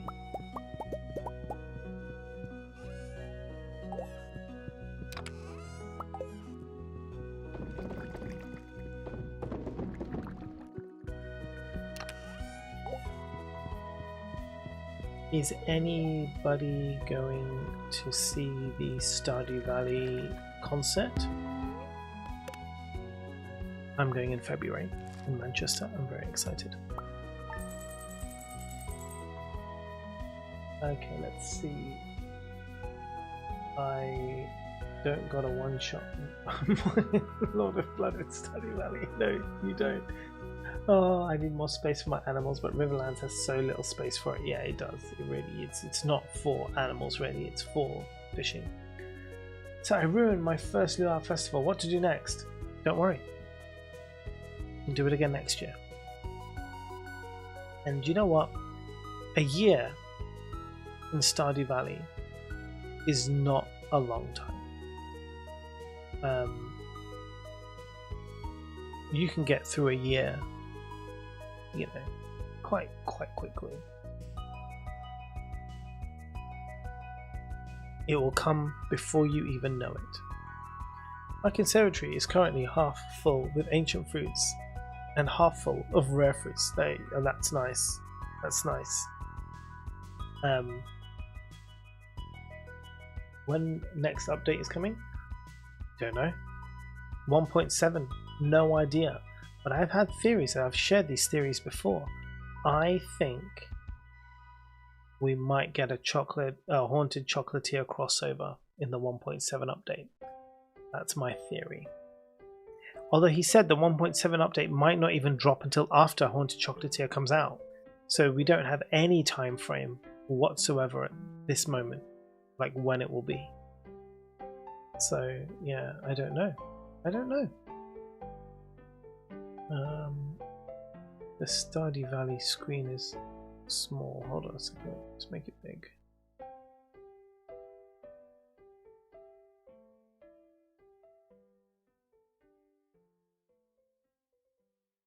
It's not the right size at the moment.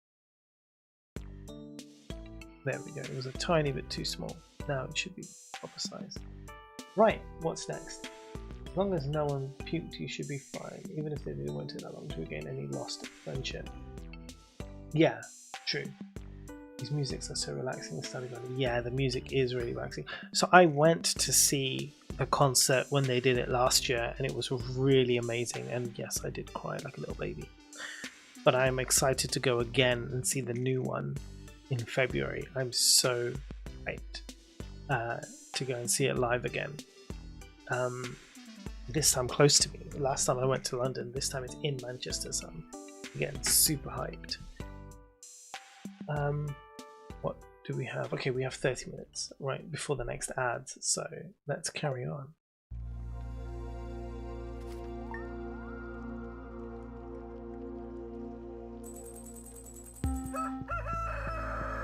Oh, the bookseller. You know what? Maybe we will go to the bookseller today, because the bookseller can get some good books and hopefully increase our skills quicker. Hold on a second.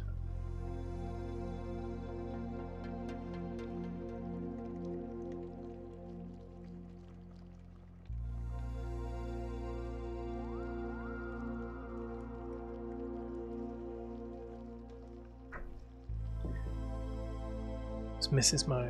She wanted the Switch because she's addicted to Animal Crossing now. I'm very proud.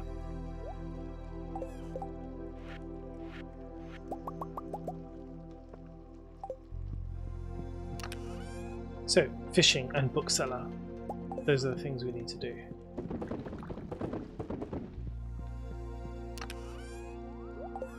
And get those sorted out by Clint as well.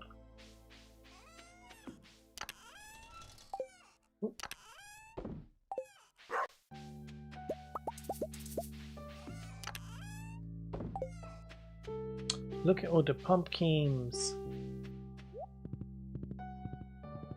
Nope. Dog needs water.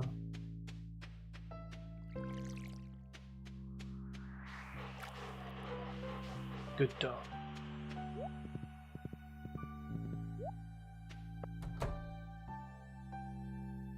Yeah, we've got coffee.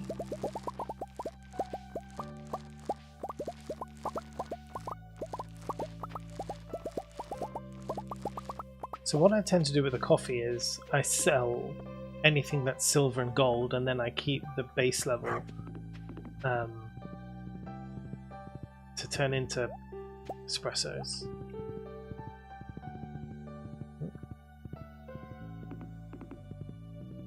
Because that's not really for selling, that's just for drinking myself. Right, so let's pick up these pumpkinios.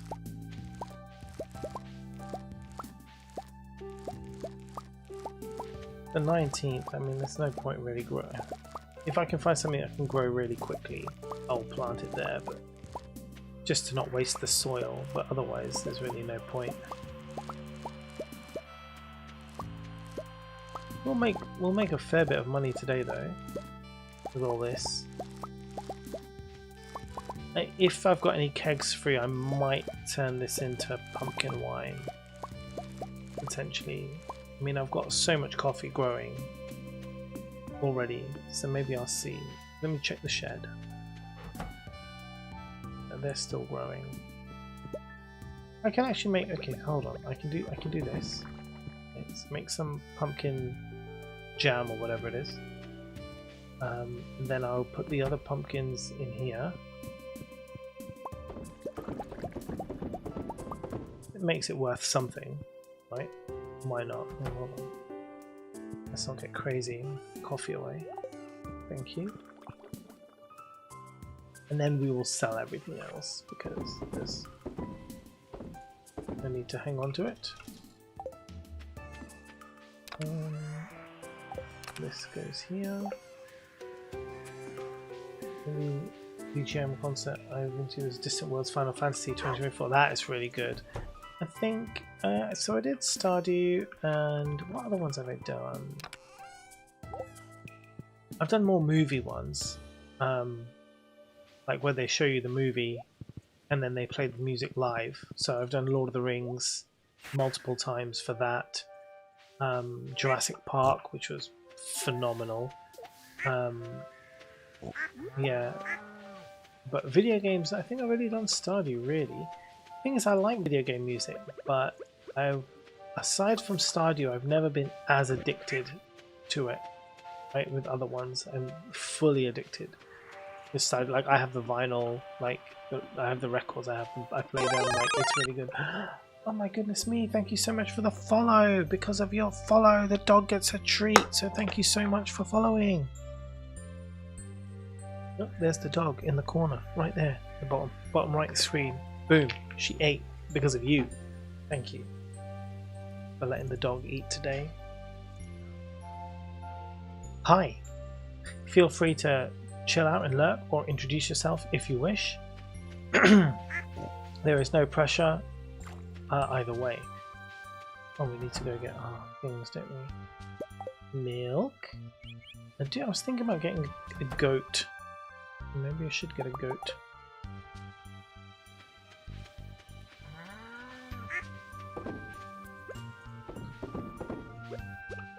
Decisions, decisions, decisions.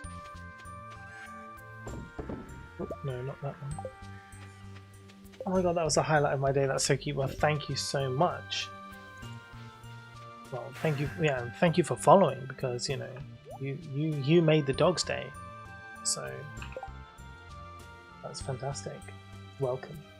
I don't know if you've played any Final Fantasy XIV. I have, but the boss of the land expansion, I've not played that. And background music. Oh man, the other video game music that I really got into was Chrono Trigger.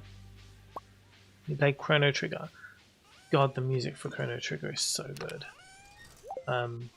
Right, so we're gonna go see the bookseller. We're gonna go see Clint. We've got a bunch of things we need to do. We're gonna go do some fishing. Let's go do all of these things.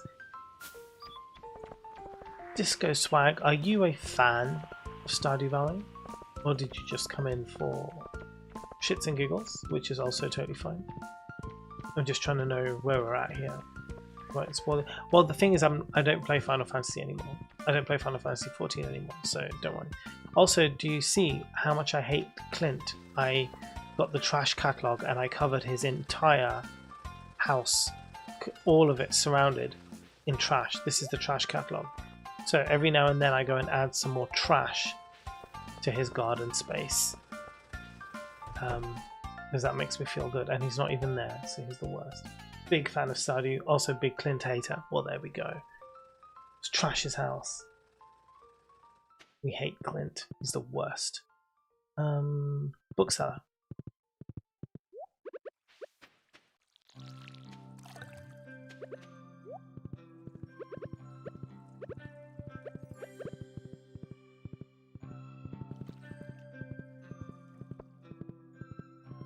What's your current farm, Disco?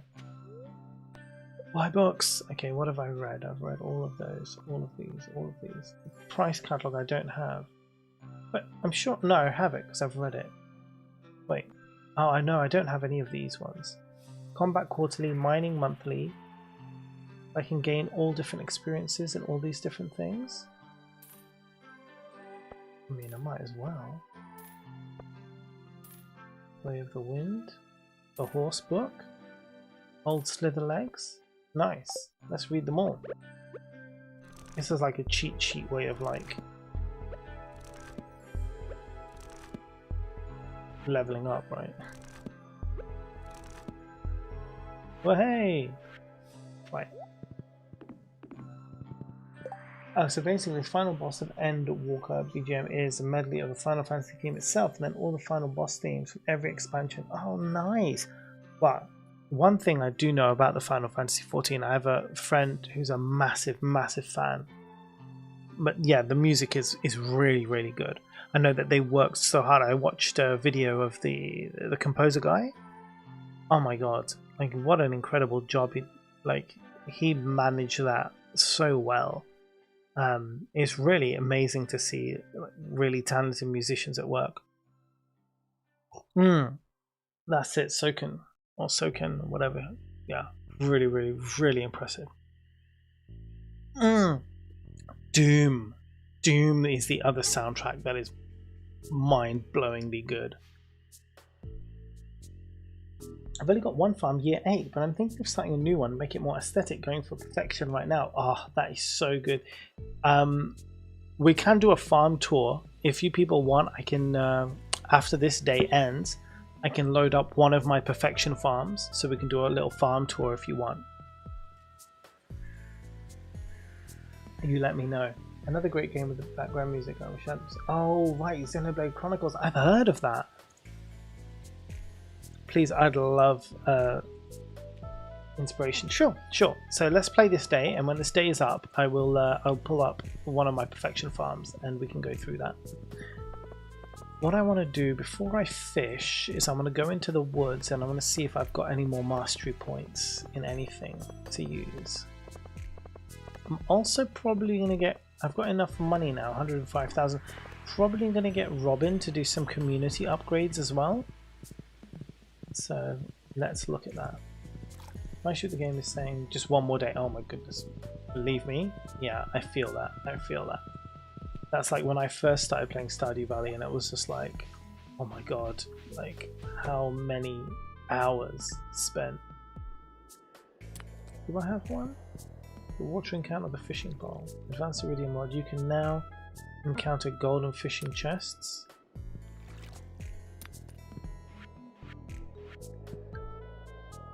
Oh, I'm not there yet. Come on. Golden animal cracks. I think I've got... Oh no, okay, I see. I can only claim these ones, so hold on. So mini forge, which one do I want? The wood chopping, the treasure totem, Mystic Tree Seed, or the Statue of the Dwarf King from 2 mining relays powers every day. Well, heavy furnace requires... It's more efficient than a regular furnace. It requires 25 pieces of ore and 3 coal per use. Gem-bearing rocks now grant twice the gem. Let's get this one. Mining mastery. Yeah, okay, we've claimed that one. So we've got 2 more masteries to go. So we've got these 3 are done. So we've got these 2 to go. So aside from Clint, there is only one character I don't like, Demetrius. I hate Demetrius as well, and if you've watched my videos, you know I hate Demetrius. I actually hate a lot of people. I did a... yeah, I go off on one all the time about how most of the men in Stardew Valley are toxic as fuck. But yeah, you know, it's good times. Oh, they've had a kid, look! Okay, what do you need? Dried purple mushrooms and 5 eggs. I got you, bro. I got you. I've got purple mushrooms. I can give you 5 purple. I can get you dried. Wait, how many did you want? 5? Or just any? No, use 5 eggs and 1 dried mushrooms. I can do that. I got you. I got you. You just leave it with me. Guys, gotta move out of the way. Ba-dum dum dum dum.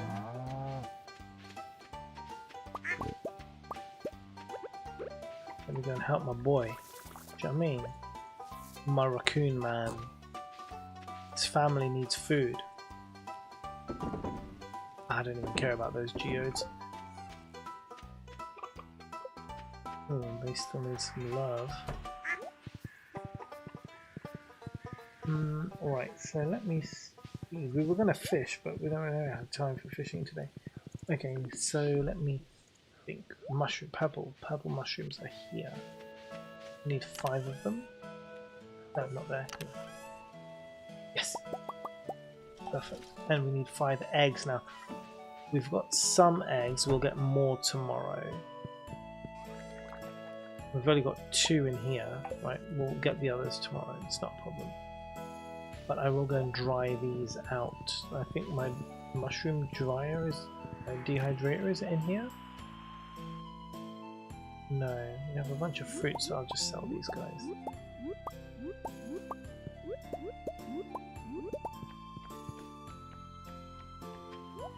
Well, where did I put my dehydrator? Did I leave it? Is that it? Is that my dehydrator? Yes. God, I never remember what everything looks like now. We're going to keep those eggs safe. Tomorrow we'll hatch them up to 5. Okay, so he's going to get his mushrooms. What else is there? The fishing, which we said we would do. Is there anything else I've forgotten about? ADHD is taking over my brain. Fruit cave, so many purple star fruits. My trees only give me basic and silver. Over time they will give you more. And there's a skill you can increase that will increase the chance of you getting iridium fruits. Go to the mines. And do a little spot of fishing over here. Just a little bit. Just to relax, unwind for the rest of the day. And get some spectacles.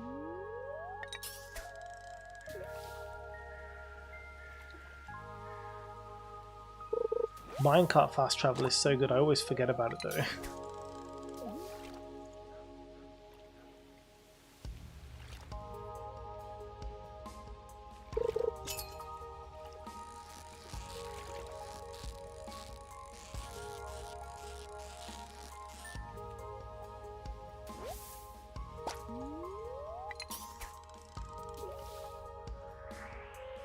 I've got some bait there, that's fine.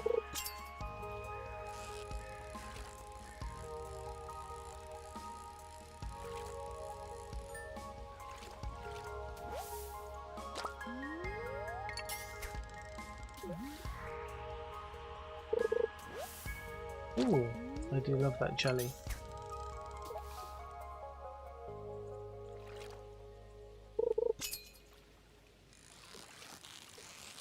Largemouth bass? What do we reckon? Nailed it.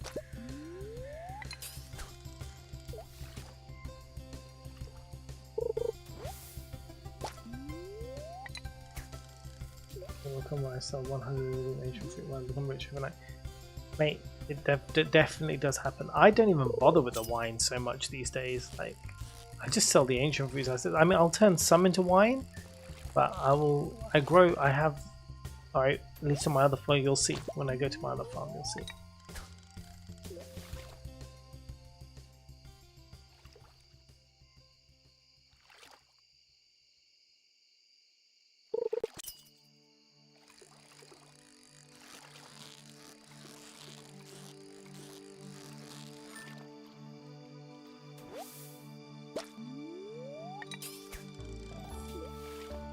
One of the things I really loved doing when I was doing the fishing challenge on stream was just standing by the ocean all day fishing. The sound of the waves is so relaxing, and when it's raining as well, it's like double relaxing. And then sell less every day and stuff. Yeah, that is a good way of doing it.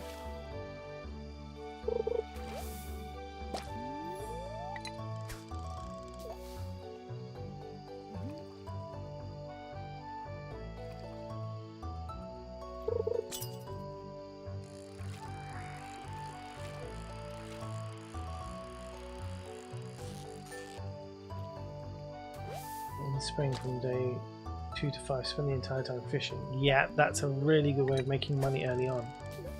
Really good way of making money early on.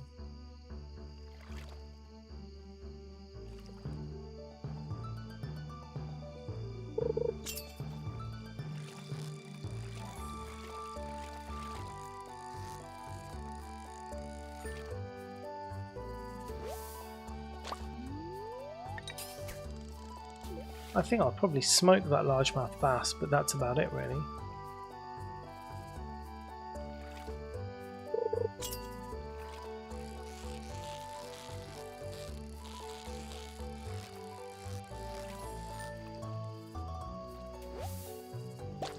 Let's check the Discord messages. Oh, we have someone new in. Oh no. Yay, we do! A new friend! I love it when we get new friends.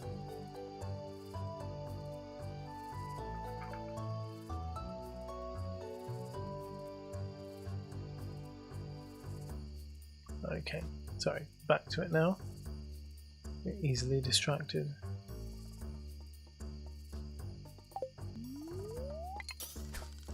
One full day on the ocean, one full day in the river, one full day on the lake. Get stuff to CC as early as possible. Sounds too efficient to me.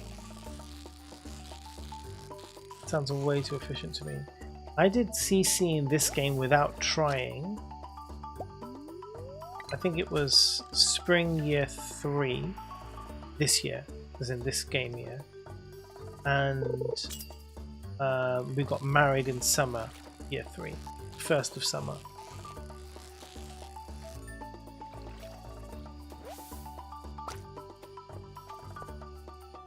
The ocean, yes. Sea jelly for the fishing buff, yeah. Again, it's too much efficiency for me.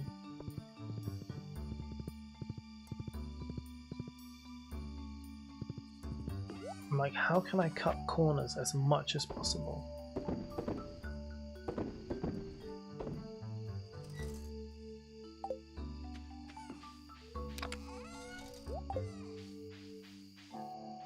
I need coal, isn't it? One coal. Okay, coal. Now, we're talking about the the heavy furnace. I need 2 furnaces, 3 iron bars, and 50 stone, which I have. I have all of those things.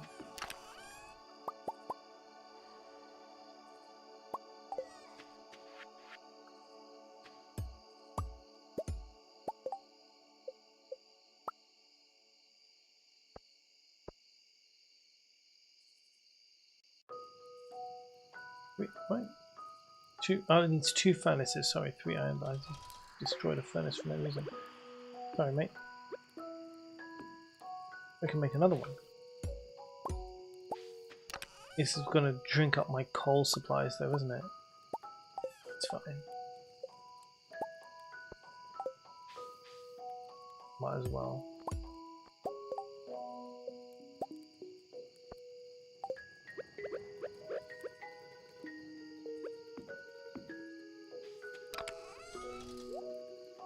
Let's see now.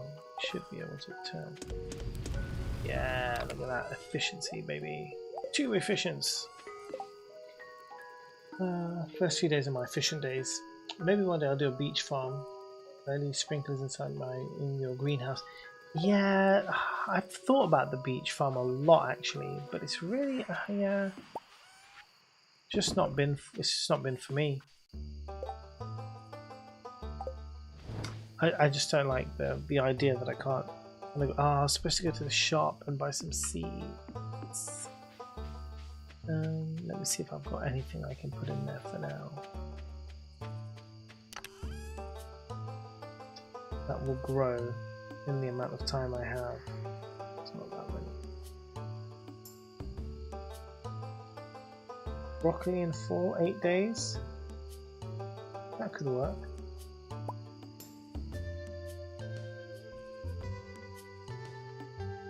Yeah, I've got 8 days. And then we could do some mixed seeds. Mixed flower seeds? Yeah, let's do that. I've got the space. It's all tilled. Got magic stuff in there. Why not?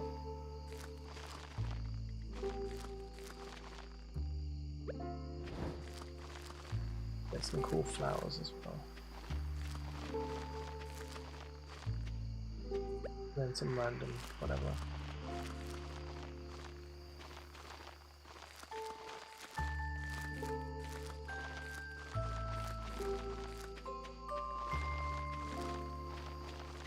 There we go, that'll do. Guess that's something.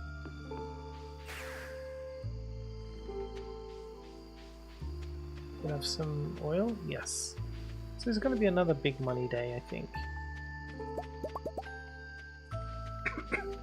Still missing just 2 rare crows. Nice. The rare crow grind is an interesting one. Some of them are quite tricky to get hold of. Look at that. They produce so many each. That's great. Let's do it with copper.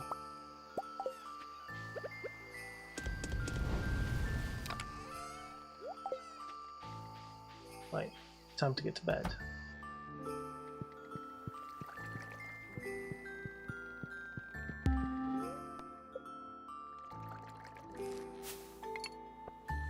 Like 45,000, and we need to speak to Robin. So nearly 50,000 today.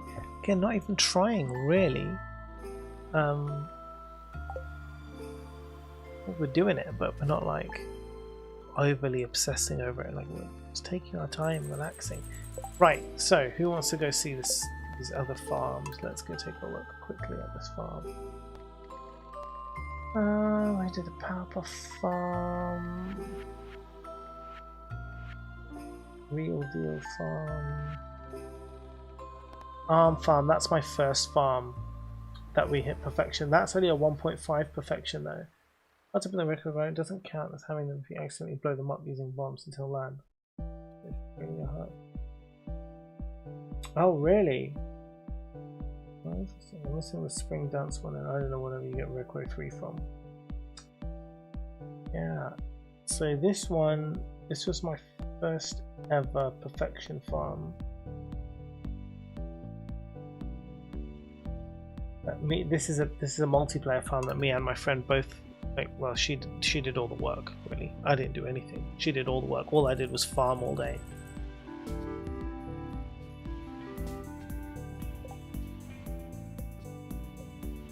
don't think the music's on, is it? It was on. Okay. The standard fish up here. I've got stuff for things, nothing crazy. Lots of aging barrels there. Yeah, the Lewis statue. Yep, of course, that's there as well. And then the kegs here for my coffee production. Made some chord music there as well. What's in here? Oh yeah, some random. That's for the festival, I think. God, I haven't been in this farm for ages. And then I've got a whole bunch of different clothes and stuff here.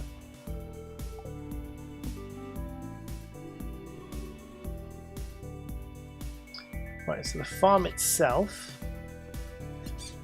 Let's take a look on my horse. So the greenhouse. It is full of coffee at the moment. Yep, and all those trees.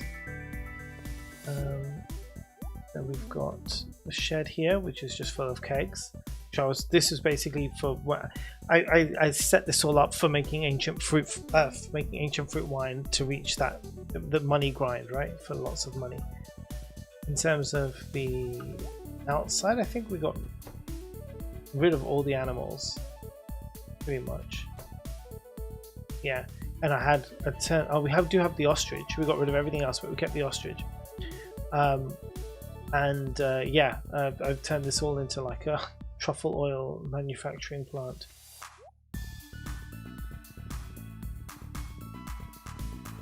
So we have our totems here that takes us anywhere we need to go. Then this was my friend's house, so she designed this whole area. This is her solar panels, her electric things, her purple slimes for killing, her fish ponds, her 2 slime hutches, which I think she was growing purple slimes in these ones. Yep. That's her horse and her house.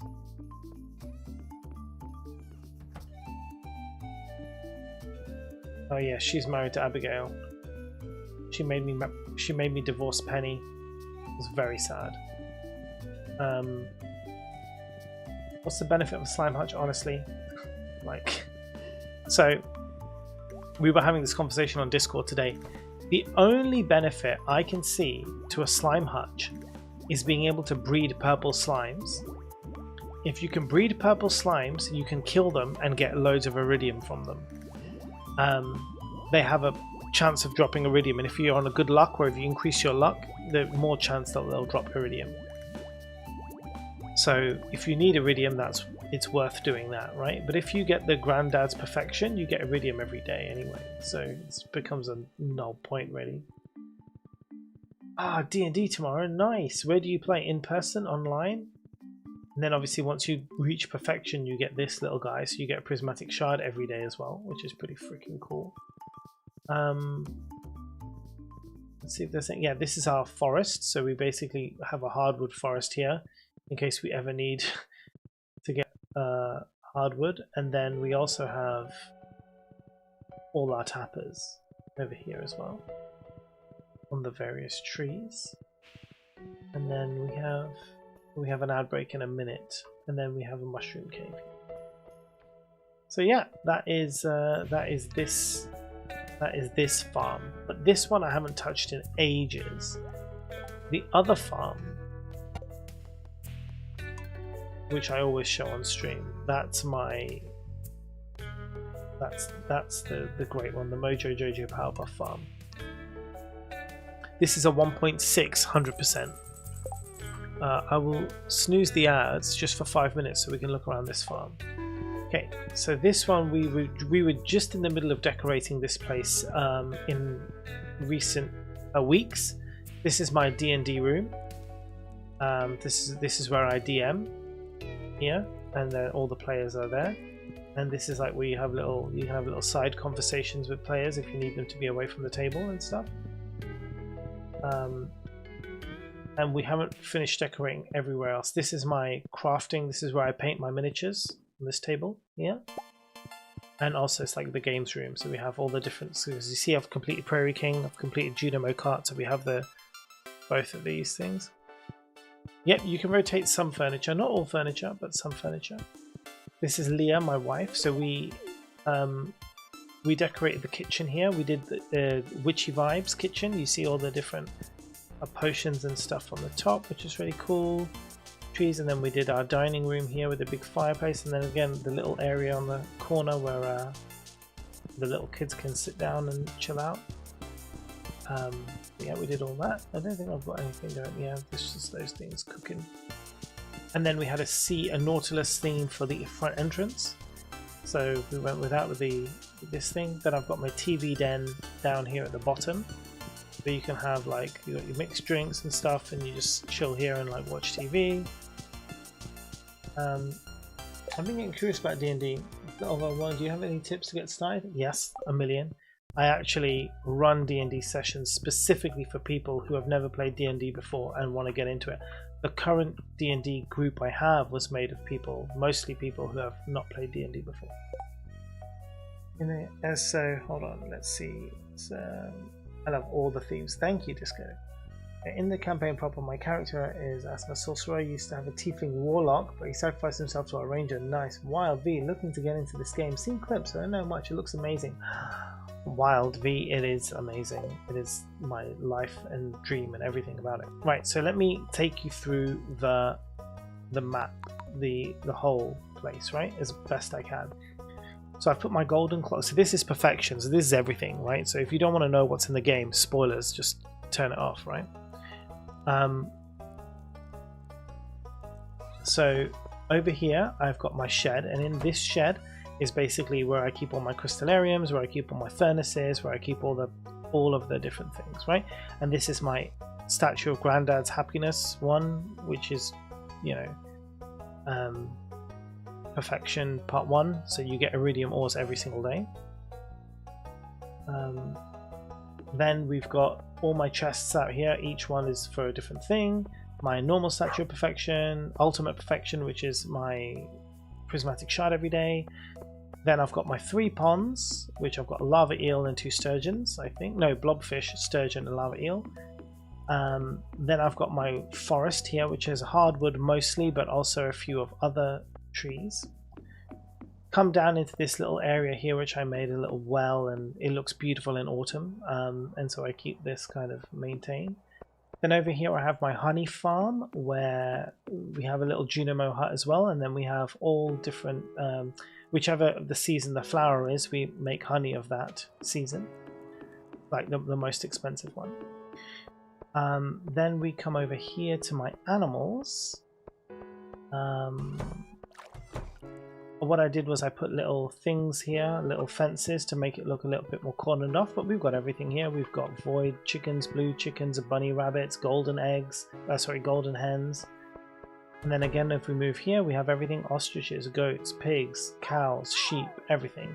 Once we passed perfection, we didn't really need to spend a lot of time kind of like having all these animals, producing all this stuff all the time, because we've made all our money. I've got 4 million here. I was like, I'm good. So in here we have 2 twin sheds. This shed here is for my star fruits. So we have all the star fruits and we turn them into wine. We grow them, we turn them into wine, some of them into seeds, and then I've got loads more seeds to keep going. Again, when we needed money, that's what we did. This one I'm particularly proud of. This is my coffee shop that I designed. Has like coffee plants here, so you can basically pick the coffee, grind the beans fresh, so anyone coming into the coffee shop can enjoy it. We have a little book reading area here. I have a whole video on how I made this and how much it cost on YouTube. So zooming back over here, the ultimate thing, this I always show this off. I have another video about this as well. This is the greenhouse that my daughter designed when she was 5 years old. So she aesthetically designed this greenhouse. It doesn't need to make money, it's just for looks. We already have our money and we're perfection. So she went ahead and designed this for me. And it's incredible, and I absolutely love it, and it looks gorgeous. And so we put grass here, we put tiled flooring, we've got little garden pots as well to grow flowers in here too. We have grass in between the trees, a whole selection of different things, all different kinds of trees, symmetrically perfect. Characters in game can't go into the coffee shop, sadly. It's more just for role playing. Then if we go over to Ginger Island, let's call my horse. So if we go over to Ginger Island, you'll see that Ginger Island is a giant ancient fruit farm. See all of this? All ancient fruits, right? This produces like what is it, like 50,000. If you just sell ancient fruits, it's like 50,000 every 7 days. If you turn it into wine, it's more. Look, here's all the wine. I've basically like kept all of this stuff high, like wine, ancient fruits, everything. It's insane. So this is like a, oh wait, hold on, I also have a little area down by the sea, don't I think. I made a little hut area here by the sea, a little cafe. For people to come to as well. Like, I mean, people can't actually come, again, it's for role playing. I made this little cafe. It feels like a little tiki hut type place. People come out, have drinks when it's sunny, like watch the ocean, that sort of thing. So this is perfection, basically. This is like everything of everything that you could have in the game. I have it all here. So but we get back to where we started, right? This keeping it easy, keeping it simple, right? That's where we can get to. That is a year 10. That's 10 years in game, and that's a 1.6 perfection, right? So I did everything, and I completed all the arcades as well. So that's Junimo Kart, Prairie King, everything complete. And yes, I did have to grind on it and be efficient towards the end of getting all of that money. But once I had done that, that's because I wanted to do it by a certain time point. Once I'd done that, I got rid of everything. As you saw, I got rid of many of the animals, and then I started focusing on just decorating the farm, changing the whole look, making it aesthetically pleasing when I didn't have to worry too much about, making it so it's making as much money as possible. That I could just focus on like how it looks. So I basically demolished the entire place and started it again from scratch. So it's just really fun. So once you do everything, is it better to make a new save? Well, I still like going back to my old farm and decorating it and just, you know, cashing in money and seeing the villages and stuff. But yeah, there's nothing more to achieve, but you can still make money, you can still rear animals, you can still do all of those things. It just depends, like, if you want a goal or if you don't want a goal. You can still do quests for people, right? You can still do all of those things once you reach perfection. You can still do everything. You still go mining, challenge yourself on different things. That's totally fine. For me, I'm like, yeah, that's cool. I finished that. I'm really happy with it. Then I start a new farm, a different place. I try and roleplay farm. So this is a roleplay farm. I'm a big fan of Firefly. This is my Firefly roleplay farm. But yeah, and other times, you know, I'll do various runs now as well. I'll just do like specific challenge runs. I like doing Jojo Root challenge runs. So I'll do a Jojo route where it's like mining only, fishing only, like this only, that only, to just try and challenge myself to see if I can like find new things out about the game. If I limit myself to like, if I restrict myself to certain things only, then I start to like discover more about the game. So then when I start to make videos for other people, I've learned more because I don't sit and read the wiki religiously like a lot of people do. They learn so much efficiencies from reading the wiki. I kind of just learn by trial and error. So a lot of what I say in my videos, it's just like I learned this by, you know, by doing trial and error, not sitting there reading the wiki, which is again why I try to make like chill out guides, because I learned this just by the by. Thank you for the tour. I love that your daughter got to design part as well. Yeah, she loves it. She loves the designing. She's amazing. So we have ads now coming up on Discord. Discord on Twitch. If you don't want ads, you can go to YouTube. But in the ads, we won't be doing any gameplay. I'll just be chatting nonsense. In fact, I might take a break on this one and get myself another cup of tea. So let's do that. So as soon as the ads start, I will go to the BRB screen. You will watch ads. Yeah, we'll go to the BRB screen. I'll go make a tea, and then I'll come back in 3 minutes or so, as long as the ads take. Nice to meet you. Thanks for the information. No worry. Thank you. Very much. We'll just wait for these ads to run. And I think there's a message from Graven. In the campaign, my character is... Yeah, I got that one. What was the next one? I missed the chat. Ranger got Mind Flayer tadpoled. Oh no, Warlock found a way to remove the parasite without killing her. Let it transfer to a willing host himself. He sacrificed himself by swallowing what... Oh my god, Raven Queen gloated that he will never be redeemed. Warlock to martyrdom. That is so cool. Raven, what a good story. My current character is a Goliath Do you monk. watch ads? No, I do not. Have you watched ads? No, I have not. You're BRB. a beautiful viewer, will you?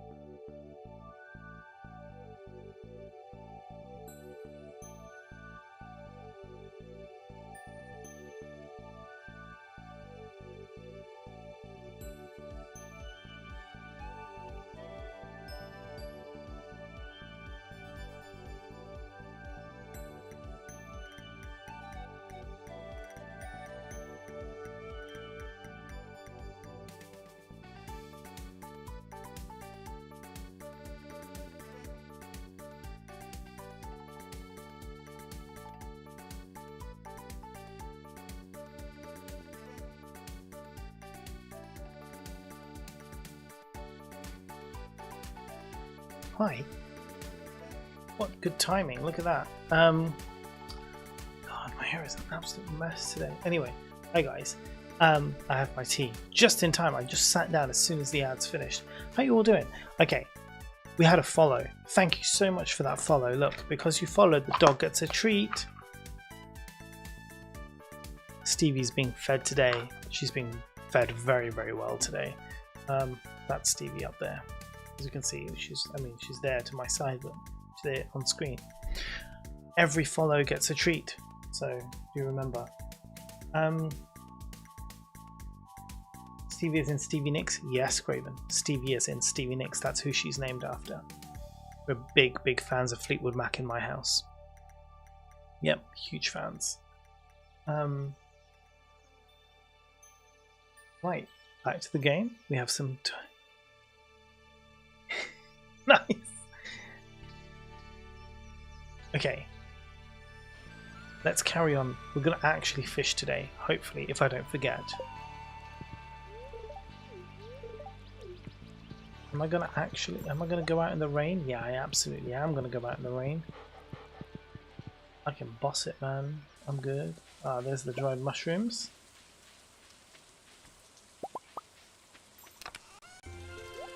Right, we need those eggs as well, don't we?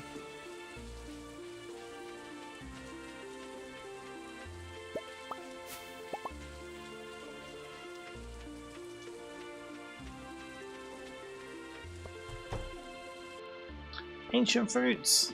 Now we're talking.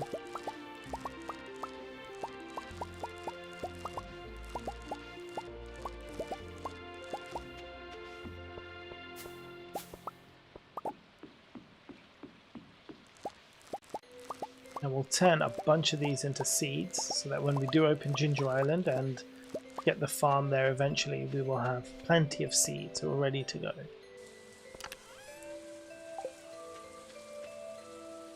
Oh, most of these are high quality. That's excellent. We'll just wait while this gets its job done. Anyway, Dryston, my warlock, wrote each party member a letter explaining what he did because he did not tell any of them his plan because he knew they would reject the idea. Amazing. Sorry, you have to tell me again, is this in person or is this online? I have an in-person game where I'm a player every Tuesday, and then I run an online game every Sunday here on Twitch as a DM. A mix of both are nice. So yeah, you can catch us here if you're into D&D or if you want to get into D&D. I know you were saying, somebody was saying Wild V? We used to know Disco saying. If you want to get into D&D, coming here on a Sunday night is a good idea. Like this time, basically, like when we started streams, so like 2 hours ago from now, on a Sunday, is a good time to learn because, you know, most of what we go through is like for new people. So although the guys have been playing for a couple of years, that one of them is also a DM, so he knows the game really well, but everybody else still is like also learning as well. So it's a really good place for new people to come and kind of get into D&D. And I then run random one-shot sessions for new people who want to play or people who are looking, you know, to get back into it but don't have a group or anything like that. So I try and yeah, do that as much as possible. Right, so we need the eggs. 5 eggs.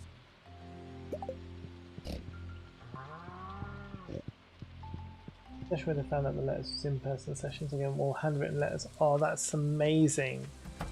That is so cool. A new character is the twin brother of our tiefling sorcerer who used to be the dwarf cleric. Amazing. I think I've got 5 eggs. Yes, hopefully they accept all these eggs. Let's not do the wrong eggs here. Okay, that's good. Milk can go in there. Okay. So let's line all these guys up. Perfect. 5 eggs and dried purple mushrooms. My raccoon boy's gonna be happy now.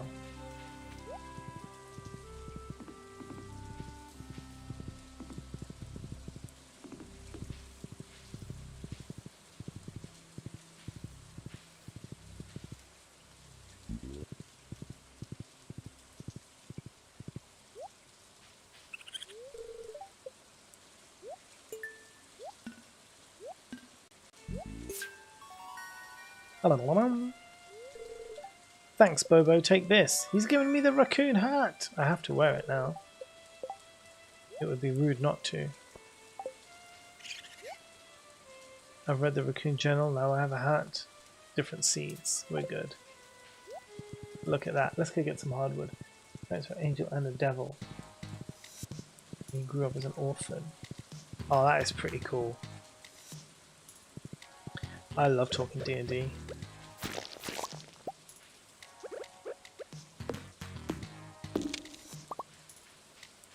Did switch to the game screen? Yes, I did.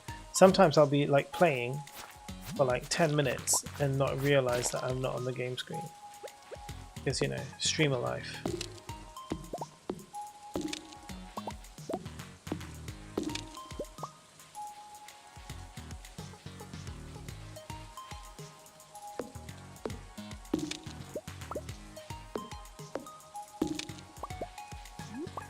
Chanterelle? Oh, not every day you see a chanterelle mushroom.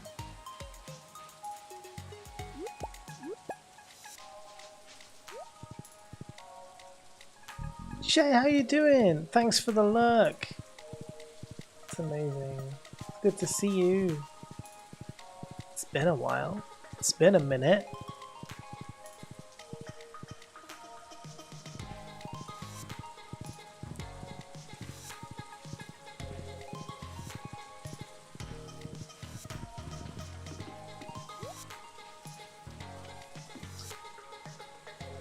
Also both sides of the same coin as the kind of Dante, Virgil, or Bayonetta.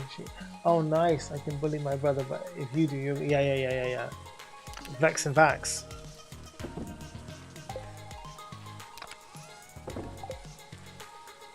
Do I want any of those things? Oh, yeah, the mushrooms.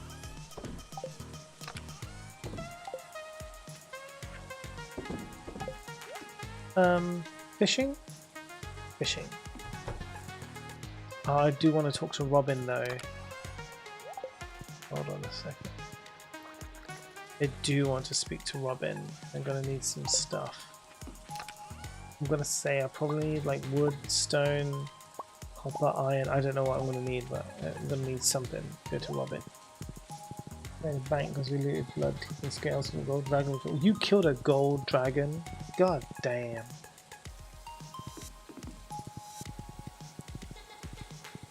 Not low level boys, huh?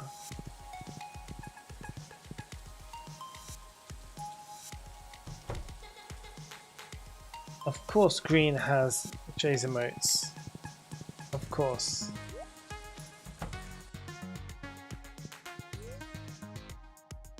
Right.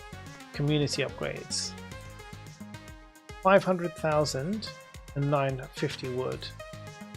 I mean, that's more money than what I have. I only have 100,000. So I can't do that. That is too much money.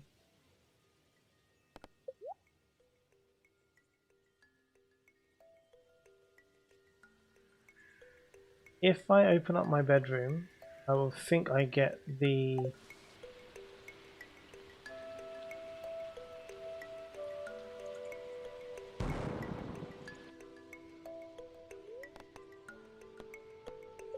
house renovation. If I add another room, I think that I then get my cupboard, don't I? It's instant too.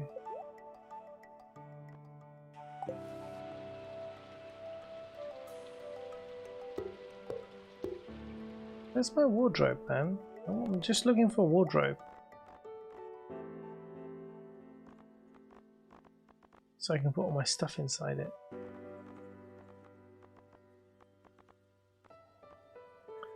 Furniture catalog will be one day.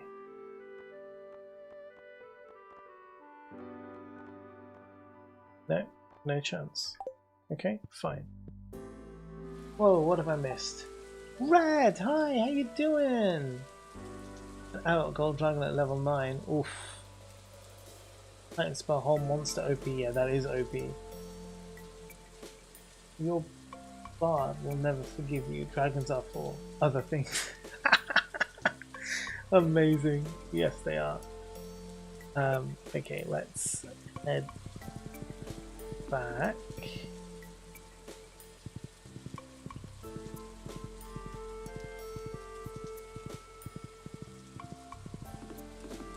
Yeah, we have no bard. That's why you get away with it.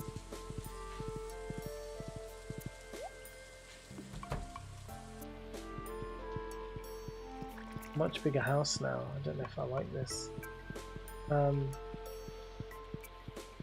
It's fine. It's fine. I'm not really bothered about decorating it. Okay, let's do a spot. Wait, we did some fishing the other day. What else did I want to do? What did I say? I said we'll do some fishing and then we will... What will we do?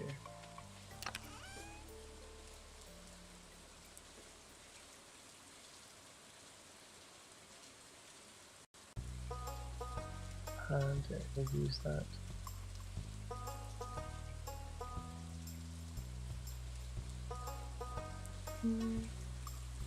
Oh my god. I mean, that is getting full. We're gonna have to make a bigger one. Bim! How you doing, buddy? My current D&D party has neither a bard or a rogue. Oh my goodness me.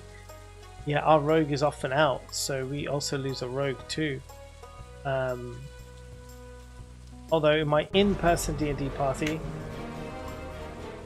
we do have a rogue, which is really good. But I was saying I'm a Goliath monk, and my Goliath monk is non-lethal due to trauma. So it's a very interesting kind of scenario. We played D&D with Bim last week on Discord, and Spuddy. Spuddy and Bim were both there for D&D last week, which was a fun little session I put together. We used to be Warlock, Ranger, Rogue, Cleric, Artificer, Warlock, Self-Sacrifice, Cleric stole his body and ran off to the Dungeon of the Mad Mage. That's what our Sunday group is doing, the Dungeon of the Mad Mage. Locked himself in a vault with a gold dragon was amazing. Cleric, Paladin, multi-class.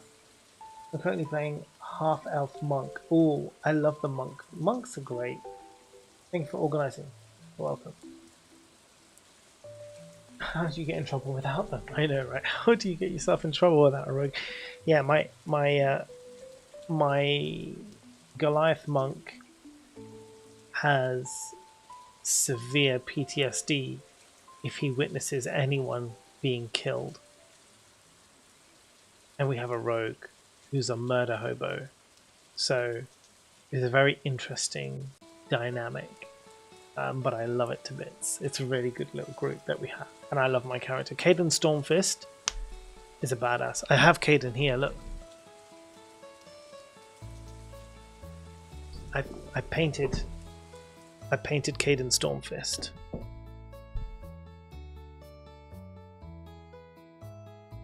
Ooh, it was there. There-ish. Can't get, there it is. There's Caden Stormfist.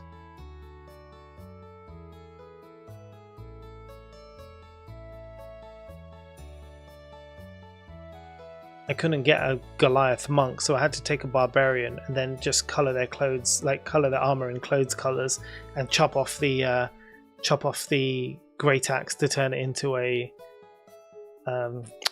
quarterstaff. Oh. Party is knowledge cleric, dragon sorcerer, wild magic barbarian, fighter, earth druid, and artificer. Wow. Keep talking like that, you're gonna get storm-fisted. Exactly. Except he doesn't like to kill. He'll hurt, but he won't kill. He's always non-lethal attacks, which is, yeah, like I say, problematic when we're fighting pure evil. It's fun. I like it. I like it when there's something at stake, and I like it when it's not just so straightforward. Right? It's way more interesting when it's not just standard boring. Monk is a fun class, especially as soon as you get to level 5, level 6 as a monk. You're just one-shotting everyone. It's great. Druid is also good as well.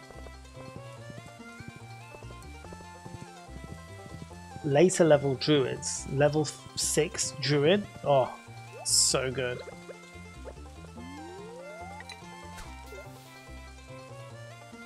You're level 10? Yeah, exactly. You can pretty much break the sound barrier by level 10.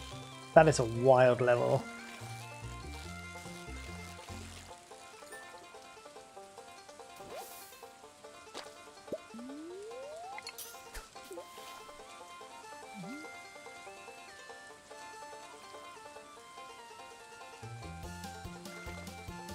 I love this version of Sam's Band's music. It's really good.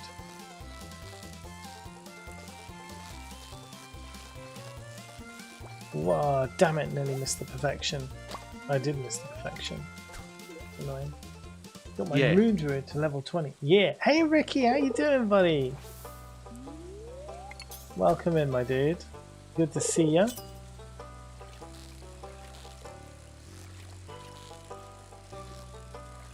Good. Good. It's Australian. I wonder when I'll switch it back to French. I'll decide.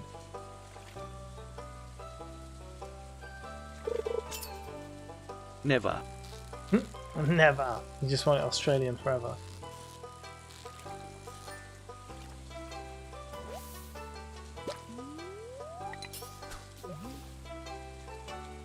Yeah.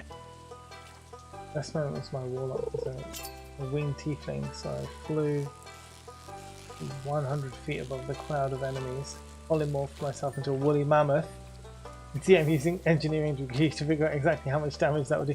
The thing is, sometimes it is good, like you can like use actual physics, but other times like physics just doesn't work for D&D.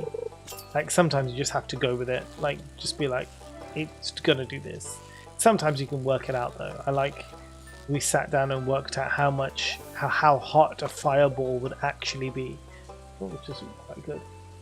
But I must get up, been under the weather. Oh dude, what's wrong, man? You got like, is it flu or something? Which reminds me, I need to go get flu jabs. Gotta book that in soon. I'm doing great, man. Yeah, I'm doing really, really well, thank you. Doing so much better since I've turned off all social media. I've literally just turned off all notifications on social media. Haven't looked at anything all week. No Instagram, no TikTok, nothing. And I feel so good having done that. I was like really anxious and pretty much scared to leave the house before. But now I've turned it all off. I know it's still there. I know all the hell's still going on. But I'm just... The problem is like with the social media, the issue is it just concentrates all of it on you, so you kind of like there's no it makes it seem much bigger than it is, right? Everything just seems so blown out of proportion because it's all you see. It's a very targeted but you know, it's like 0.01% of everything that's happening in the world, but it just amplifies, right? So turning it all off, I'm so much more relaxed now and just so much calmer. So proud of you. Thanks, buddy. Like a cold, but minor, so all good. Social media is an oxymoron. Yeah. Started doing that when I started creating more, and wow, what a difference! Glad it's working for you. Thanks, man. So I would strongly recommend it. I haven't been this relaxed in weeks. Like in the UK with everything that's been going on, like I've been so on edge, so anxious, like really sad, like really freaked out, scared to leave my house, everything. But turning it off in literally a day, I was just like I went to D&D on Tuesday. It was the first time I like went out, left my house without feeling like scared. And again, it's not like it's not there. It's not, the problem isn't there, but it's not being amplified in the same way, which is what social media is so good at doing. So yeah, no more scrolling, no more even checking notifications. That I've turned them all off. Like if someone sends a message, fuck it, I don't care. Like I'm not looking at it for a while. Like it'll be a long while before I even start looking at Instagram again or TikTok again. So yeah, it's really nice. It's so relaxed, so calm and chill now. It's just like, oh, wow, this is a good life.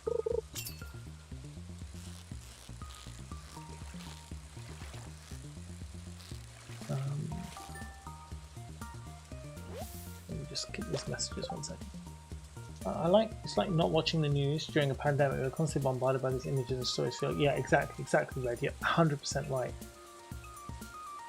And then I'm not in the kind of doctor jokes. Wait, well, I missed the joke. DM is a great friend, but also a doctor in physics. I torment him constantly with how long does it take a giant tall 700 feet?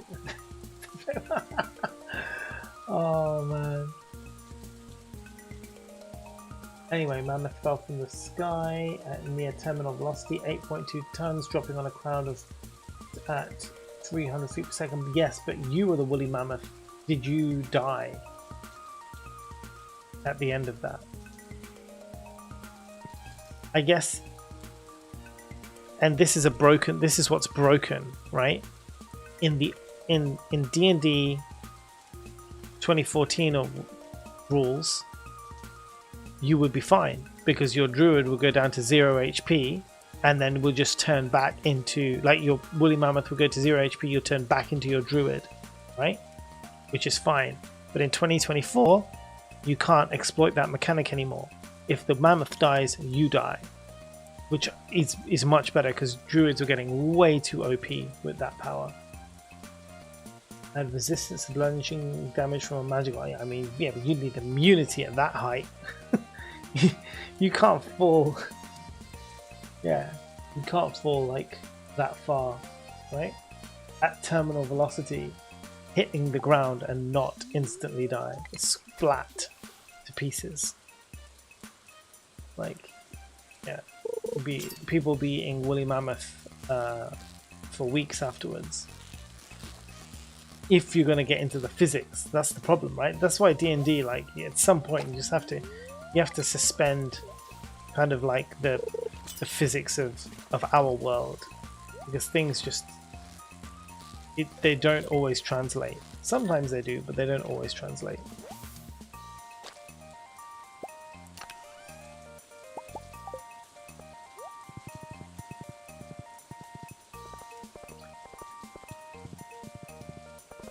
We've done the Spirits, yeah, we did that last time, the Spirits Eve. We've danced with people. Got a bunch of fish, which we'll sell. Shade! We have an ancient seed, but we don't have any use for it, so we're just going to sell it. Not really worth a lot of money anyway.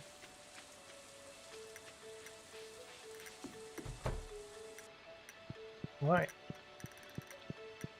Can we sleep? Wait, let me see if my animals have done their thing. It's not as min-max, but druid have to squash with a whale or potted plant.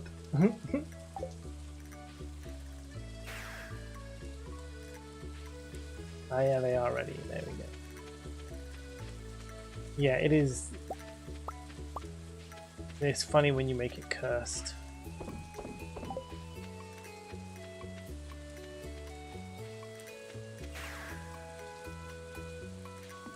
And the thing is, right, there's part of me, so there's two parts of like my mind when it comes to D&D, right? One half of me is always intrigued to know how I can break the game. How far can I push the rules to make the absurd happen? Which is kind of like what you would see in a D&D TV show or a D&D movie, right? But in a game, actually playing, I don't like to do that. Because when I'm actually playing, I like to... I'm the character, mostly serious. I like being silly, I like, doing stupid things. So when I was a bard, I said stupid shit all the time. But that was my bard's character. And yeah, I did some stupid things, but not like to break the rules, but more as a role-playing aspect of it, right? As a personality trait, being a dick, basically. But when I'm playing the game, yeah, I don't like to kind of like bend the rules or push the rules to the extent. It's not like when I'm playing Baldur's Gate 3. Right? When I play Baldur's Gate 3, I'm always looking for exploits. I'm always looking for hacks, always looking for ways to kind of like,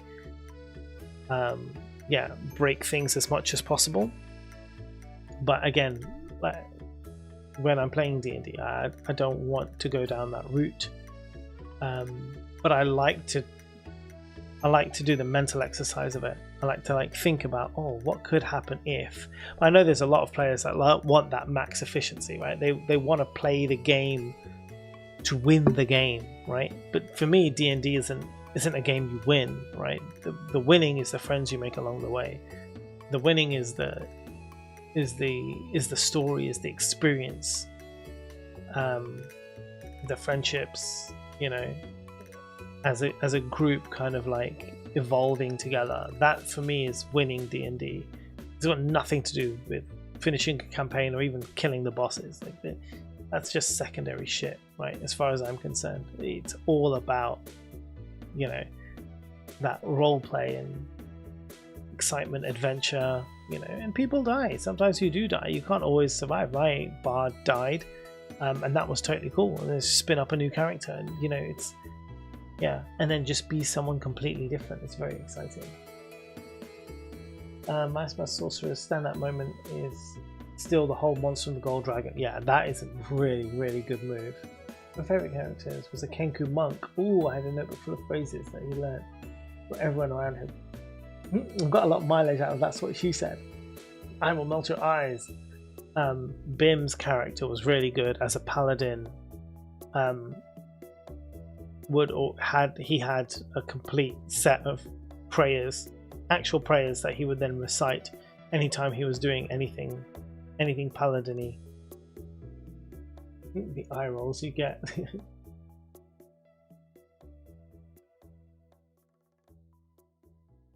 Bim was spot on. Yeah. The thing is, every time he said a prayer, like a legit prayer, I had the other players roll a wisdom saving throw to see if they would be slightly converted to his religion or not. I want to play more D&D. There's never enough D&D, man. There's never enough D&D. Let's carry on. Shall we do... I feel like a little bit of a...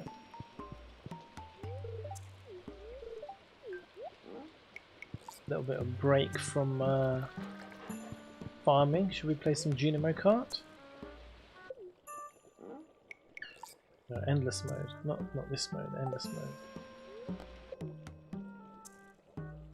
Why is Lewis still beating my score? That's unacceptable, isn't it?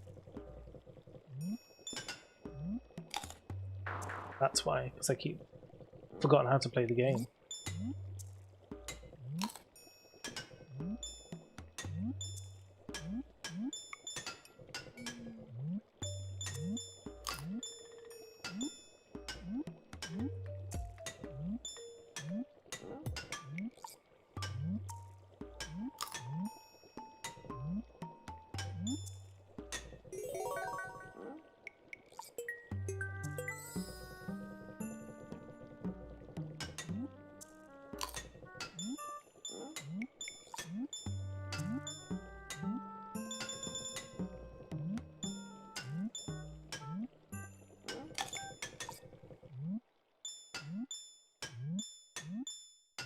My dog is snoring.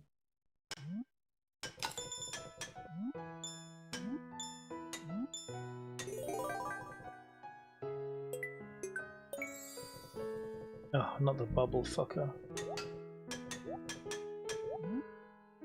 Nope. Okay. Dead.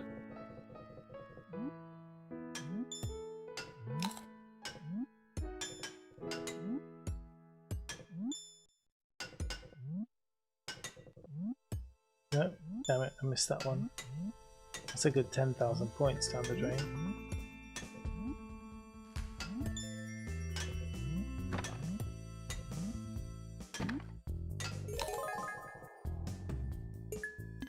I have a roll 20 of just 127 character concepts. God damn, that is a lot. I actually went through my D&D Beyond and deleted a bunch of characters that I had created that I'm never going to use.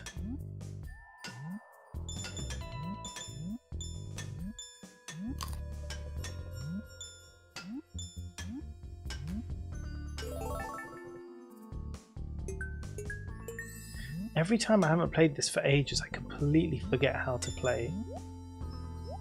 Like, it's actually quite annoying.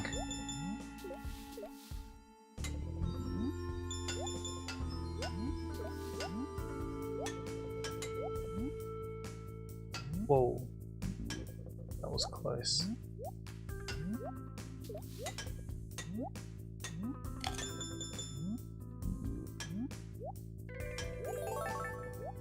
I'll play use a Oath of Watchers Goliath Paladin. That sounds cool.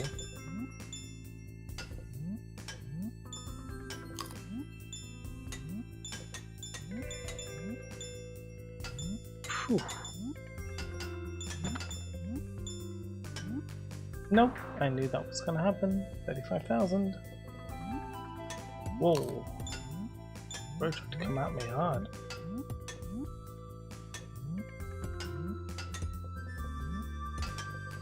That was mean. Did you see what the game did to me? Did you see? Gosh. See, for those of you who are out here being like, oh man, Stardew is such a chill game. Mate, I tell you now, right? Junimo Kart is harder than Elden Ring. It's harder than Dark Souls. Right? I challenge anyone who is a veteran Dark Souls player to come and play Junimo Kart, right? And see how long it takes before you rage quit this game. Right? It is intense. Prairie King is harder than Junimo Kart, 100%. I've completed both of them.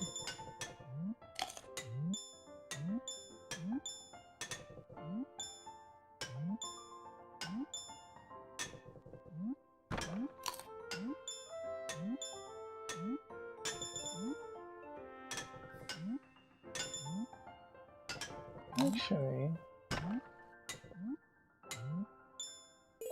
that still counts, even though if you die, it still counts. Bubble fucker, hello buddy. Oh, I thought I nearly died then.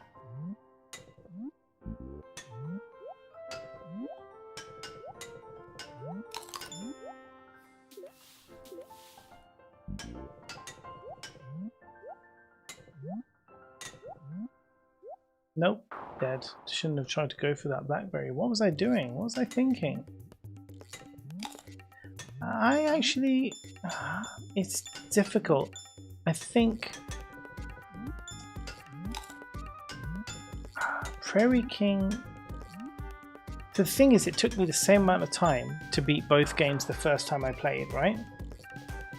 The first time I played both of these, right, it took me 10 hours. It took me 10 hours to beat Endless Mode in Junimo Kart, like to get the 50,000 points. And then it took me a further 10 hours to actually complete the game. And then it took me 10 hours to beat Prairie King as well.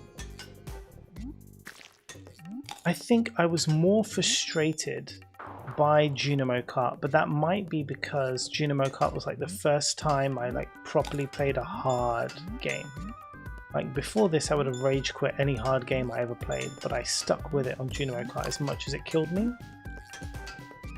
Now, as you see, I'm very relaxed playing, even if I'm dying all the time, like I don't really care. Right? It's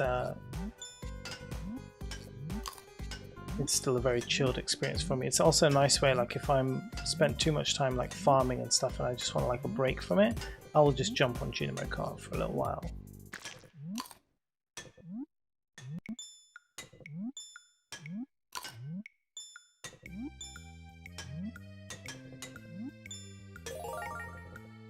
Reminds me of Oregon Trail for some reason. Yeah, I mean that makes a lot of sense. But yeah, so Prairie King is really difficult, especially when you get to that. There's so many levels, right? And they're all so different. But I think I figured out like really good ways in Prairie King of kind of like staying alive that generally work most of the time. Dynamo Kart, I don't know. Dynamo Kart seems sometimes like deliberately difficult to kind of stop you from winning sometimes. Like they put things where it's impossible to get. Oh, Jesus. Damn it. Alright, I'm gonna... Oh wait, I'll see this message in a minute. I'm dead right now. I'm gonna do a Stardew with a new farm for a bit. I'm gonna try out the forest farm pop-up. Use 3 hours for a bit. Nice, okay, you go and enjoy yourself. Let's go and see what's going on in the farm. Forest farm is my fave. Yes, the forest farm is very good. I know you like the forest farm. I also like the forest farm.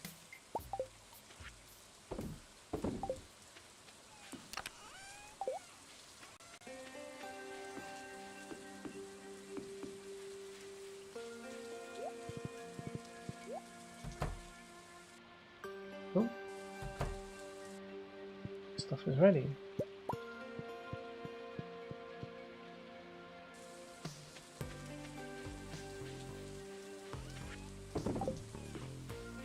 Oh, you're still going to be there. Okay, cool.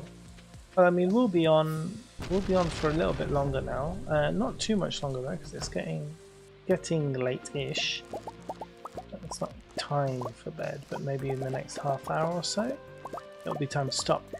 But also, that's also because after this, if you guys are around, I'll be jumping on the Discord and I'll be playing Hollow Knight. I'll be streaming that in the Discord because I'm in the middle of a boss fight that I really want to finish before I go to bed tonight. So I will be playing a bit of that. If you're around, you can watch. Feel free to join in.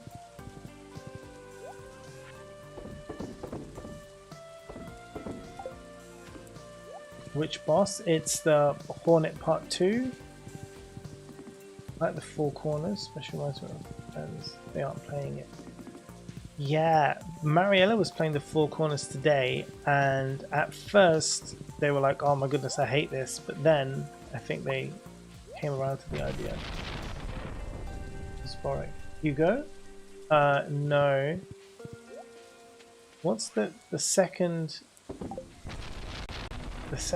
time you fight the Hornet? Well, okay, hold on, because I know it's different in different, however you play it or wherever you go to. But the second one, basically, after the Crystal Mound section place, up there. I just beat the kin. You know, you had like the broken vessel and then you had like the vessel kin. I've just killed the kin in the Dreamland area. That was a tough fight, but it was fun. And now I just have to, yeah, now I'm onto this one.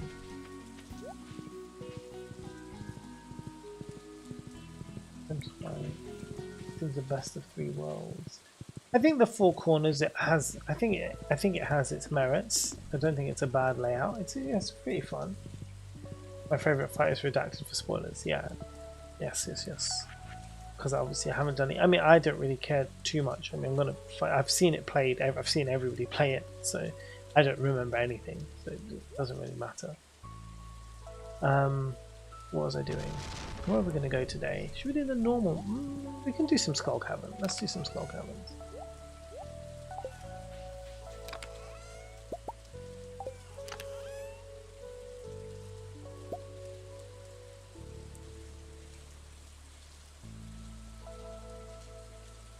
There's my spicy eel. Where's my spicy eel gone? Where did I put it? Did I accidentally sell it? Don't tell me I accidentally... No, it's here. Jesus. That was lucky, wasn't it?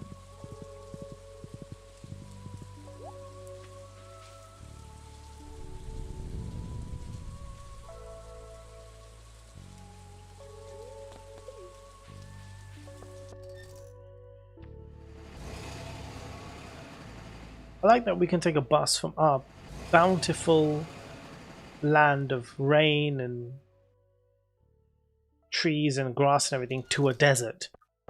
Like, how far must you have to travel for the landscape and weather to change enough that you'll go from pretty much like a normal zone to a desert? That can't be normal, right?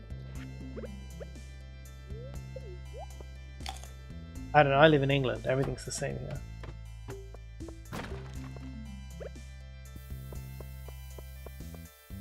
In California, about 10 miles? No way. Seriously? That's sick.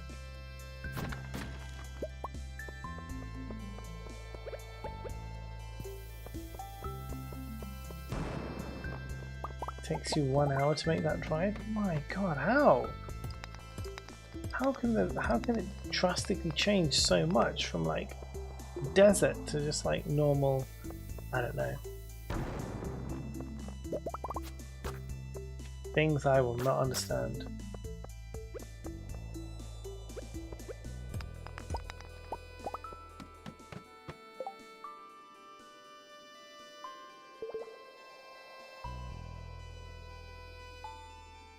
California 2 hours? Wild. Absolutely crazy.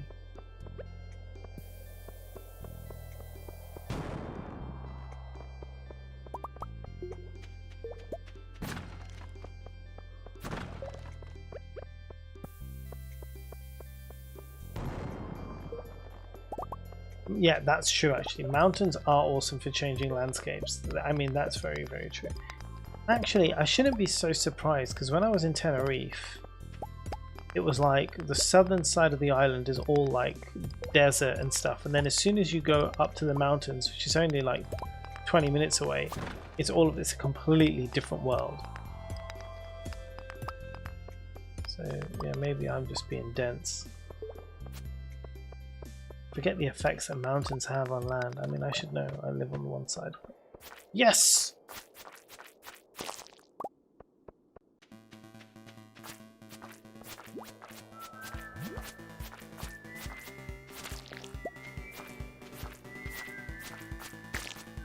Take note, guys. Iridiums. This is why having the slime charmer ring coming in to Skull Caverns is so important, because you just avoid so much damage and stress. So none of these guys can hurt me, man. They can jump at me all they like. They can't hurt me.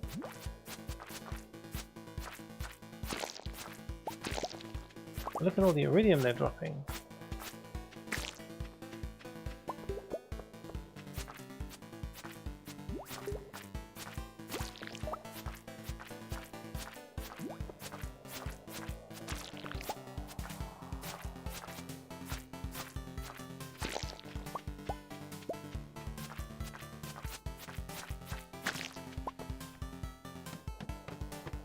Still need to get the slime charmer and get it done. Mountains with snow, beach, Vegas, desert, Death Valley, desert, agricultural area. Damn.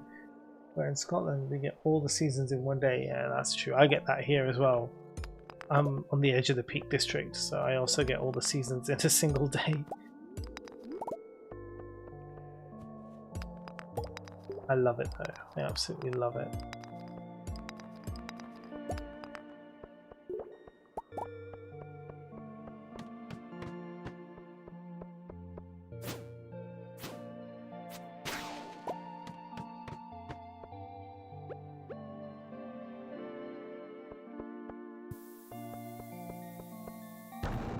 And for the real question though, yeah, go on, hit me.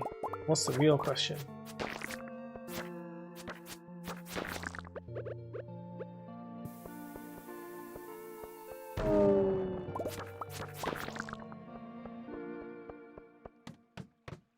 Cheesecake. Always cheesecake.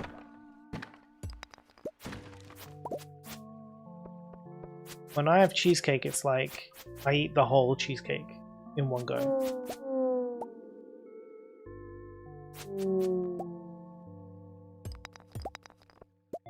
Ice cream, I can eat ice cream. I can eat a lot of ice cream, but it's not the same as cheesecake, man. And if it's anything, If it's anything, it's always sticky toffee pudding. Right? It's sticky toffee pudding, then it's everything else. That's how it rolls for me.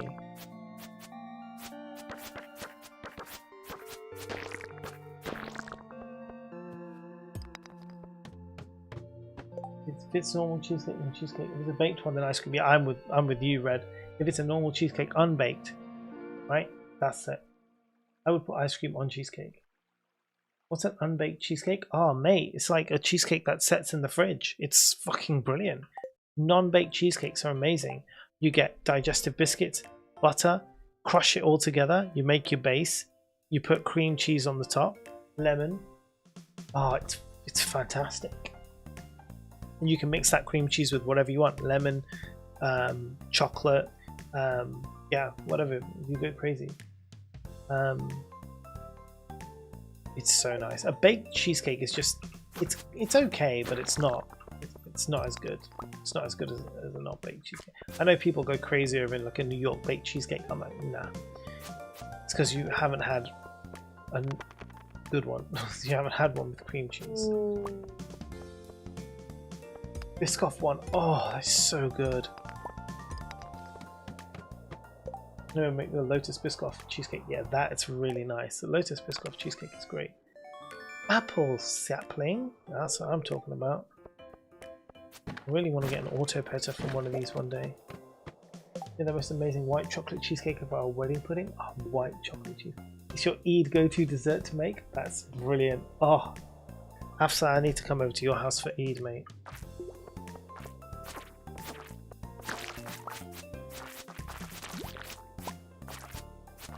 That's it, guys. You heard it. Hafsa's going to make me a cheesecake for Eid, okay? This is what's going to happen now. I don't even celebrate Eid anymore, but that's not the point. I'm going to get Hafsa's. I'm going to celebrate it so I can have an Hafsa cheesecake.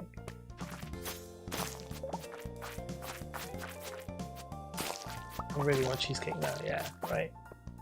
This stream, you cannot come into this stream, right? And we don't talk about food. It's just a given. Every single time, multiple times, always must talk about food.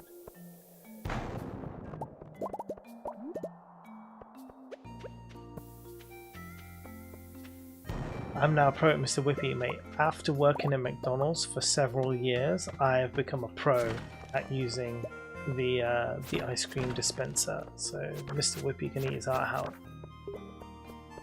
I nailed the ice cream dispensing.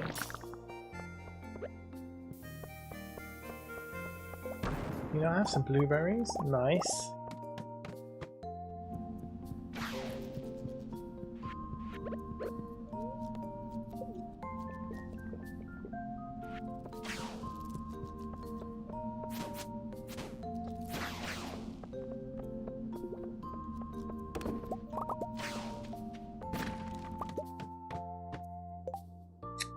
Food is a cozy topic. Anytime people get cozy, they talk food. This is true. Can make blueberry jam. Outside there, okay. It's entirely too late for cheesecake. Oh man, I could do a marble chocolate and vanilla cake. That sounds lovely. That sounds really nice.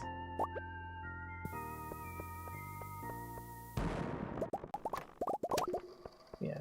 To be fair, I'm just a little bit obsessed with food.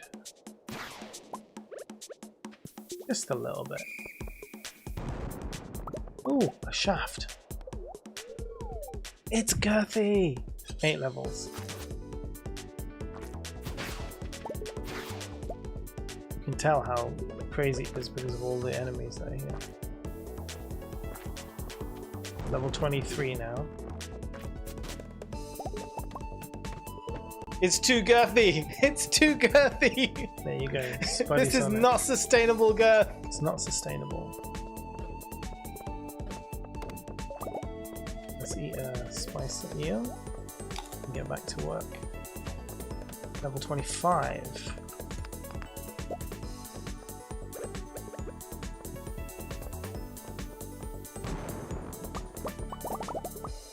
It's too girthy! It's too girthy! Green. I knew it would be green. This is not sustainable girth!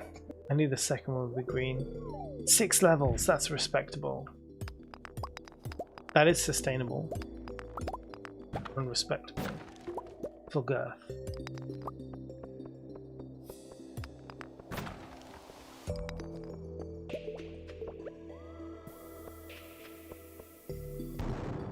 Well, I've tried 6 different ways to do colour work with this new stitch.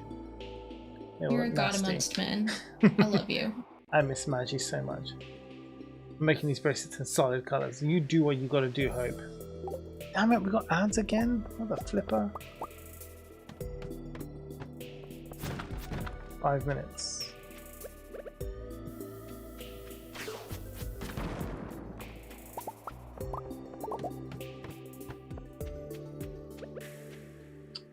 Oh, there's already staircase. 33, look, we're level 33 already. We're heading down now 34. We're not being too crazy, I don't think. I think we're doing things at a respectable pace. There we go. Another one. Having the luck on our side is very helpful. So having that spicy eel makes all the difference.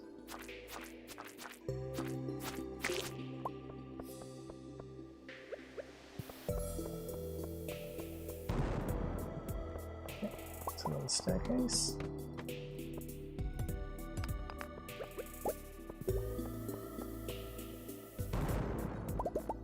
Another one. We'll get this slime here. Oh, there's another slime up there too.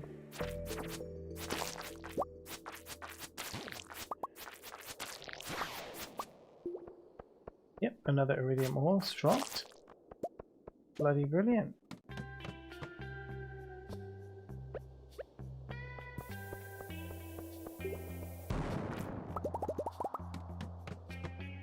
$38.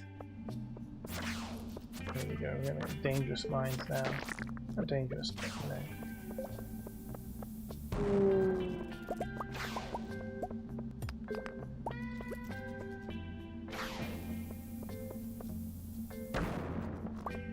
Shaft. 5 levels. Not bad. Not bad at all.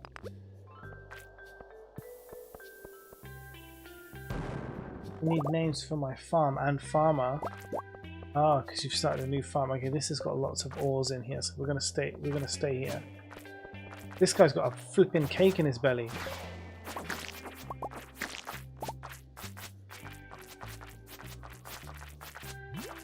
It's 9, 10. I didn't bring a farm totem again. I keep forgetting to do that, don't I? That is an enemy. I'm gonna use a mega bomb here and run far, far away.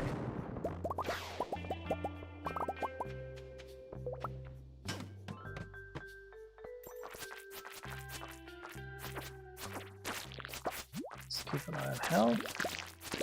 We're good. 940. Could probably do with another eel.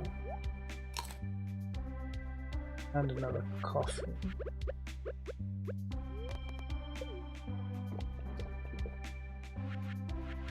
Yeah, that's good.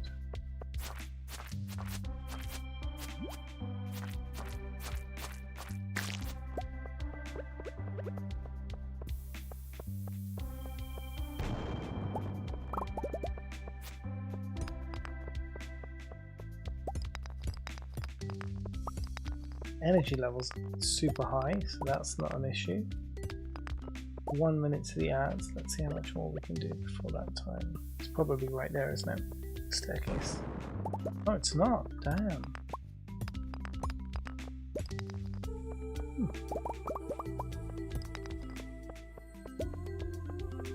That's surprising. I would expect to have seen it. There is. Right, ads in a minute. 5 girth, unsatisfying.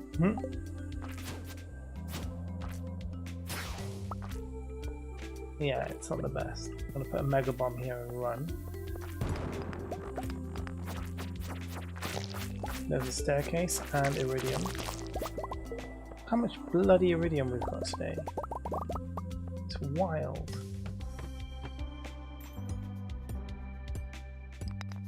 prismatic shard and iridium, level 46. Again, not even trying. Oh look, there's a desert, there's a farm totem. I'm gonna grab it. Throw something else away. This globe can go. I'm gonna need to use that.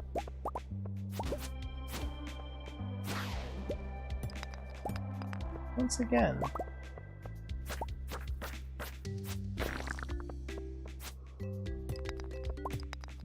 When the ads start, we're just going to carry on. We're just mining, so we're not. 3 is disappointing. 3 girth is very disappointing. There we go. Farmer Jules and Verdigris Farm. Okay, so question: after you've got the Galaxy Sword using the Prismatic Shard, what else can the shard be used for? Keep them safe. You will use them later on.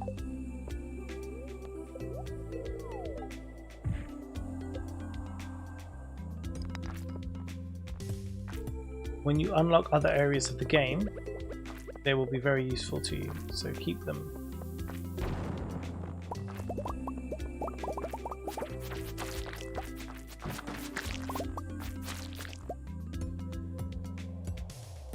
Also, you can make some pretty fucking cool clothes from them too.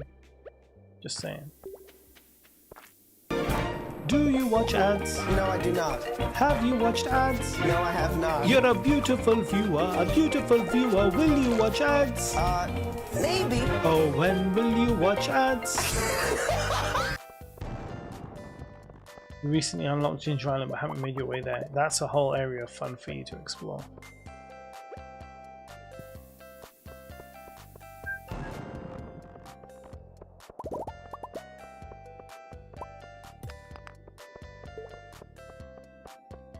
$12.50. Getting late. It's 1 AM. Okay, we're gonna head back now. I think we have enough stuff.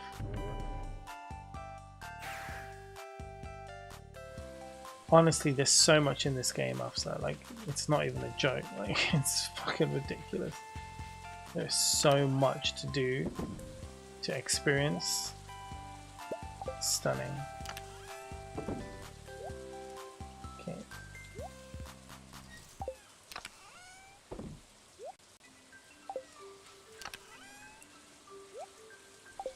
We'll put the cake over here. We have 21 Omni Geodes and 2 mystery boxes. Jesus. Our apple sapling, we should plant that, really.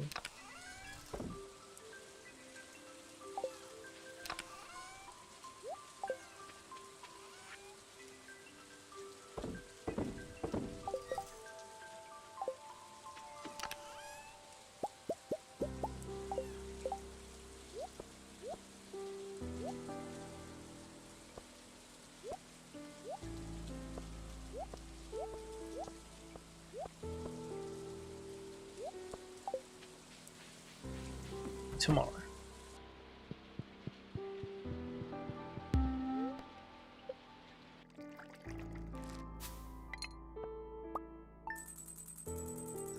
Right, we'll pause there just for about half a minute until everyone comes back from ads.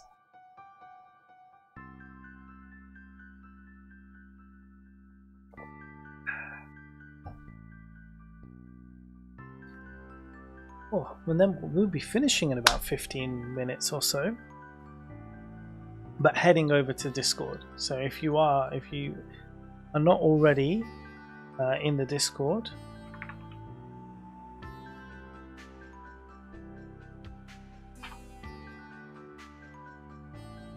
post that in YouTube as well. Our Spuddy's also doing it. I don't know if that will work, if that will post the Discord, if that will post it for YouTube. I'm not entirely too sure.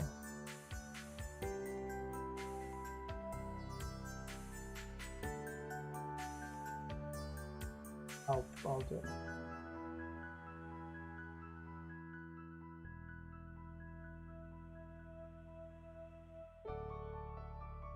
So yeah.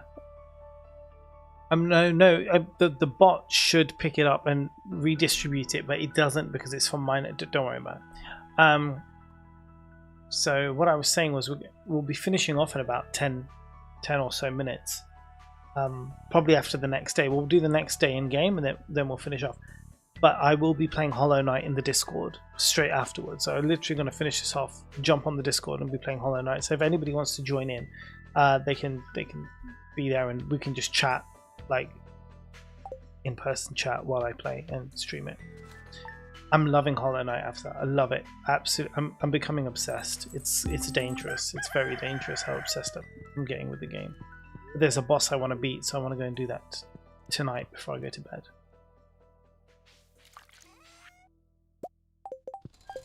A bean hot pot. Thank you. I will add that to my collection of random junk.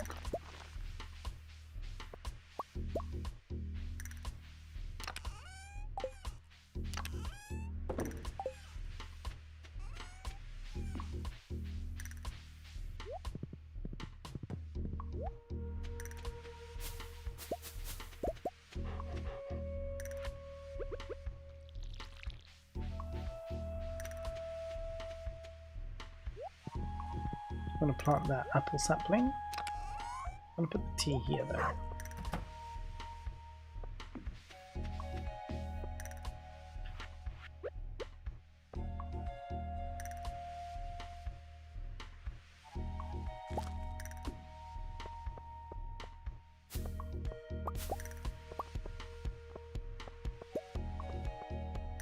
Shut my ancient fruitcake empire, that's why I'm happy. Yeah, that's the way.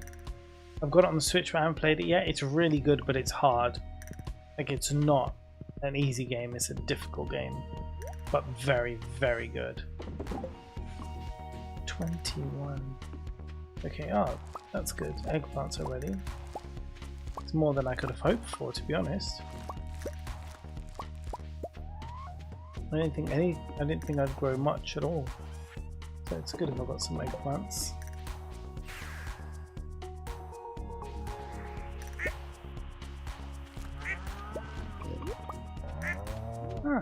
Got some truffles.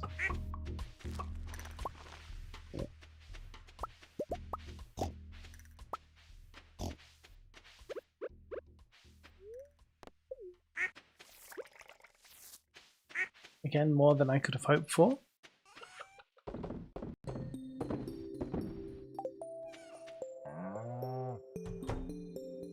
I think today the main thing that we'll do is go over to Clint and get the geodes smashed open.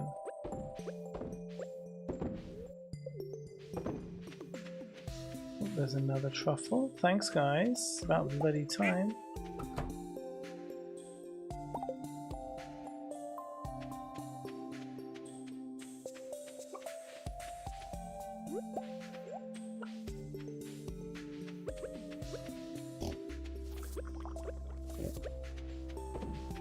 Nice.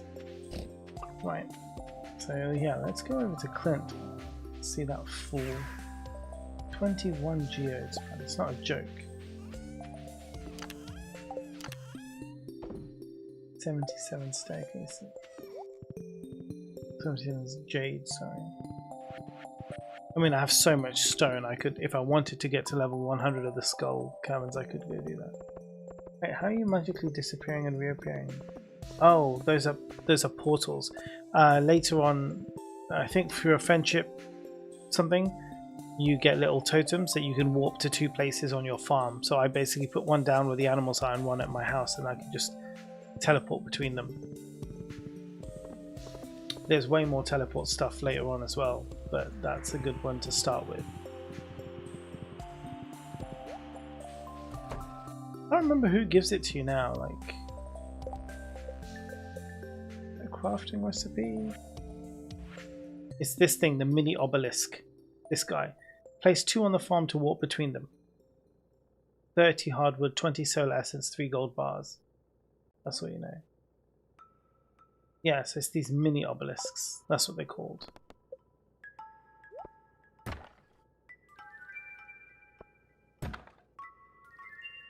Yeah, but the big ones, yeah. I don't remember if it's a ghost or the slime one. I can't remember either, honestly. It'll be in the wiki, I'm sure. Yeah, I don't remember.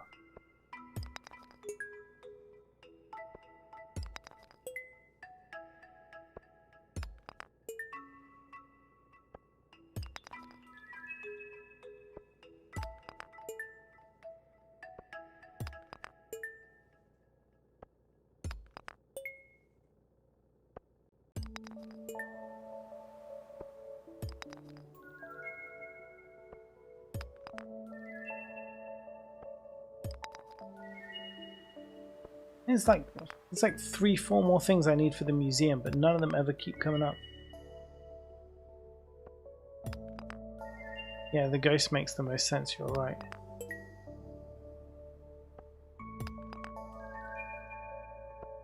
I could just sell them directly back to him.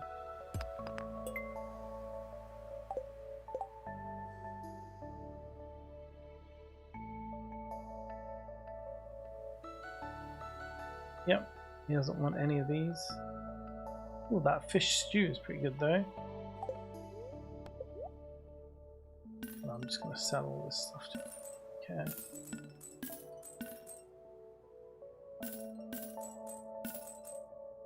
I'll keep the ores.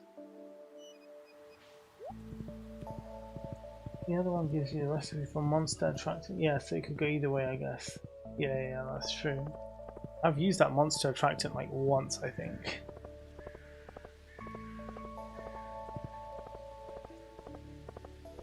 It was for a quest for something, maybe one of Mr. Cheese quests. Where are you hiding, buddy? Nothing. Nothing of use.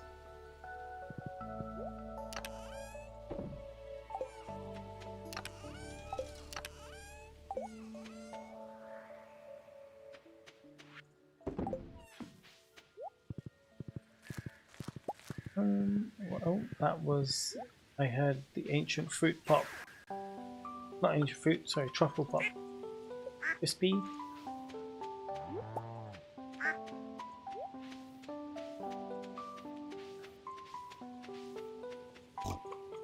Let's get some good... we'll get some decent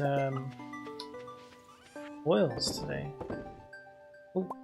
I can't believe that I nearly sold all my bloody coffees. Did you see that? What an idiot. Oh my god. I can't believe I did that. Nearly did that. Didn't do it though. Nearly did it. Wouldn't be surprised. It would be right up my level of curse, wouldn't it? Oops.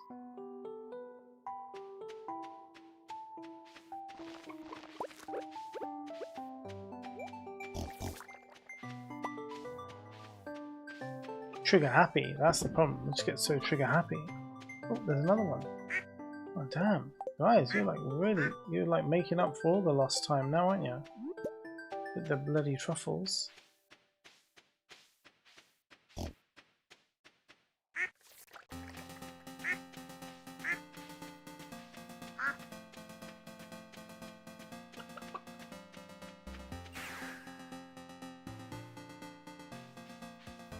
It's clay.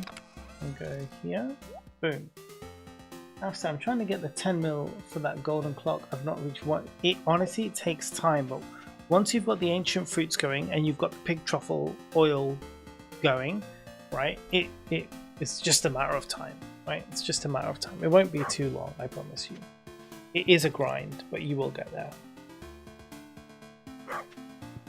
And the thing is though, even when you get 1 million, like I don't save up for the golden clock first.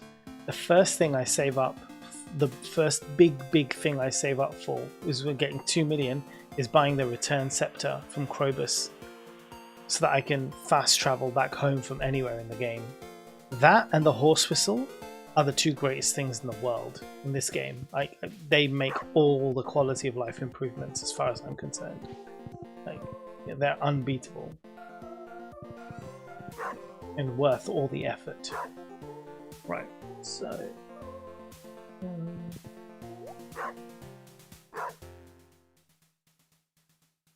what to do?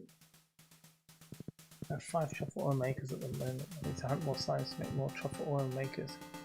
Yes, yes. I mean, finding slimes is not that difficult though in the lower levels of the normal mines. I mean, there's slimes on every level, right? The easy ones you can kill. And again, the more you kill 1,000 of those slimes, you get your slime charmer ring.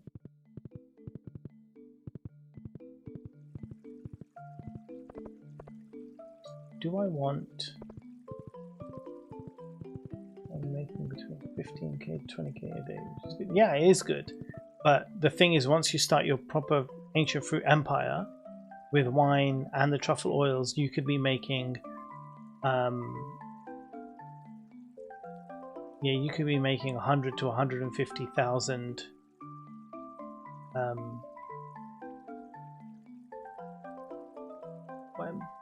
about every week, probably. Yeah, I'd say it's probably about every week. Let's get a move on. Well, the thing is, all these things take time. There's no need to rush it. Like, but don't worry about that 10 million goal. That 10 million goal is massively difficult to sort of aim for at the beginning. I mean, yeah, that's what usually takes, like in game, like at least a couple of years, even with a highly efficient money making thing. Because the other thing as well, don't forget, if you do your trifecta, you got your ancient fruits that are producing every 7 days, and then they will produce wine every 7 days, and then some of those wines you could put in kegs, but that takes months to deliver. I don't think it's really worth it, but some people do. Then you've got your truffle oils, which is really good. And the other thing as well, which makes a lot of money if you really max them out, is honey. If you can honey farm, that's a really good way of making a lot of money every few days. You can make a decent sum. You can efficiently place your hives around the crop of the season, and so at least in spring, summer, autumn, you'll be making a decent penny. Historic, hi! Make lots of money, tell me how. I only have 2 beehives. Jen, hello Jen, how are you doing? No, beehives are a really good way of making money. There's a whole YouTube guide, not from me, but from someone else, who talked about how to efficiently make lots of money using bee houses. So you need wood, coal, iron bar, maple syrup, right? So ideally you want maple syrup. You want to be tapping the maple trees as much as possible. Go tap a ton of maple trees. Get all that maple syrup, right? Remember, you only need 1 flower of the season. So the best flower of the season, every season is a different flower, and only 3 months of the year. But you just need 1 for like a surrounding area of like 8 tiles worth of bee hives, right? Then you can get a lot of good quality, and then you don't need to do anything to them. You just leave them there, and every few days they will all produce honey. Collect them, sell them. So if you just segment out an area, I've seen people do it with their entire farm, but if you take out a big chunk area and just plan it all out, plan all the beehives with just 1 flower in the middle, so you can do 4 flowers and tons of beehives, and it makes a massive chunk of money every few days. It's a constant income stream. Like, even better on Ginger Island too. Is it possible to get bankrupt in the game? I mean, not really. You get down to 0 money, but you'll just make money another day. So you don't owe anybody money, so you can't really get bankrupt. Gonna have to head off. Got the kiddos in the morning. Have fun with Hollow Knight. Thanks, Red. Take care. Have a good night. Yeah. Oh my goodness. Yeah, we'll be finishing actually. Should end this day early. Yeah, it's got to be. There is if you go look, I mean, you know me, I'm not really all about the efficiency gaming, but if you just for an idea on YouTube, go search for like Stardew beehives making money or whatever, and you'll find there is a very specific video of someone who basically covers their entire farm in beehives, but they explain how they've like made it really efficient and how much money they're making off of it. So it's really interesting, really.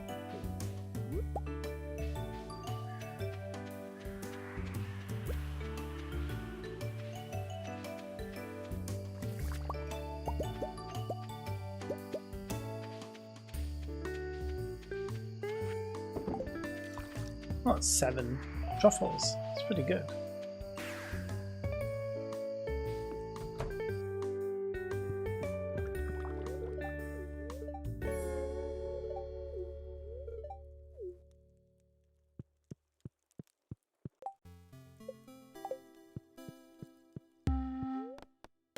Right, let's see how much we made. Racketeering Raccoon. Thank you for the stream, it was lovely. Thank you, Robbie, for being here. So 17,260. That's pretty good. We did alright, guys.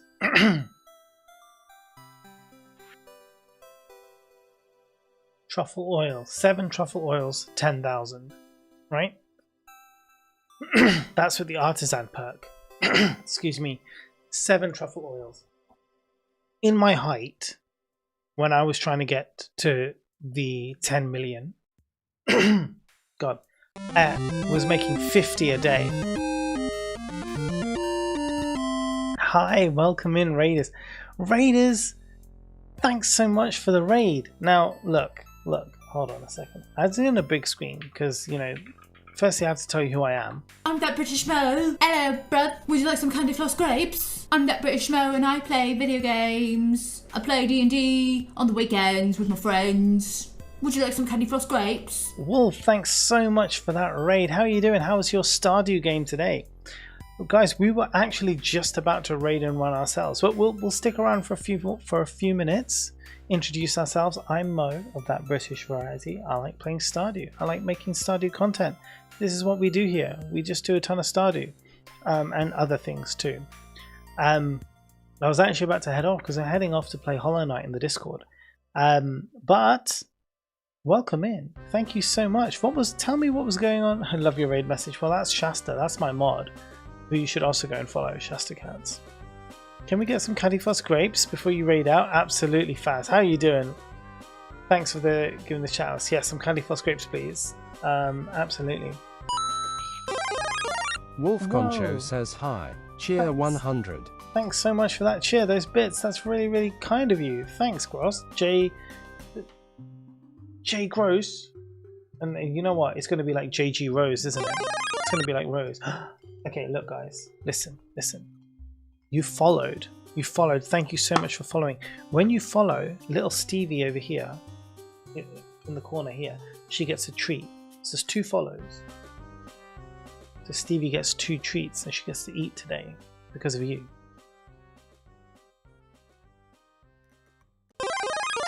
See, now she gets to eat 3 times. Look how kind you are. You're feeding the dog. You should feel very proud of yourselves. That greeting message was too good not to follow. Thank you. Well, that's my mod. Thank you again for the follow. Girl, she's going to get well fed today. Yes, that's my mod, Shasta Cats. She's also a streamer. She's a wonderful streamer, and she's been doing a lot of Sims recently. Can I unfollow and refollow? Unfortunately not. No, you can't. I'm sorry. There is a redeem though to feed the dog treats. There is a channel point redeem to feed the dog treats, which you can do if you stick around and you get channel points and you can use them. Feed the dog. That would be awesome. Shasta is awesome. Shasta is the best. Jen, I missed your message. I know you sent a message saying how you were, and I completely missed it because other things got in the way. Oh, no one redeemed the 3rd. That's amazing. So let me just pull this up big screen now. Whoa. Okay, bright. Thanks for giving Shasta a shout out. It's all good, my dude. So yeah, we're here. We're live here. We're live on YouTube. Not for much, like I said, not for much longer, because we are going to wind down for the evening. But yeah, tell me what you were doing in Stardew. How far did you get? What were you up to? Did you already send me a message? I'm just going to check my messages just to see. Because you know me, the ADHD. I often forget or don't read things. And go off on one. Hey, I do love candy floss grapes, and we do play D&D. You performed live tonight. Hell yeah, Jen. How did it go? Guys, for those of you who don't know, Jen over here, Fire Jen in chat, she is a published poet. This is Jen's book, Free Roaming Adult Woman. It is absolutely fantastic. If you're into poetry, boom, this is what you need. I love it. So Jen performed tonight. Did it go well? Not very far. Just started. Currently in the middle of your first summer. Well, that's amazing. A lot of people are here because they play Stardew. City! Oh my goodness me, City, how are you? My dude, I was just going to finish off and now all these people are coming in and it's like, oh my god. So freaking good. We were near Ely Cathedral. Do you know that Ely Cathedral is one of my most favorite cathedrals of the country? It is absolutely stunning. Absolutely gorgeous. Accidentally bought a bamboo pole here instead of a training one. Restart the day. Oh no! Yes, because I make Stardew Guide videos on YouTube, where a lot of these people who are in chat today have come having watched those videos, and especially geared towards new starters to the game who get easily overwhelmed by all the other videos. It's a very relaxing guide to Stardew, and the only one in existence, if I'm honest with you. So if you guys are interested in some Stardew content outside of stream, you can go over to YouTube and you can check that out. That would be amazing. So okay, that's cool. So you've just started the game. That's awesome. City, how's your Moana game going? I was going to say, City, we're about to finish because I'm going to go into the Discord and play Hollow Knight now. I'm so obsessed.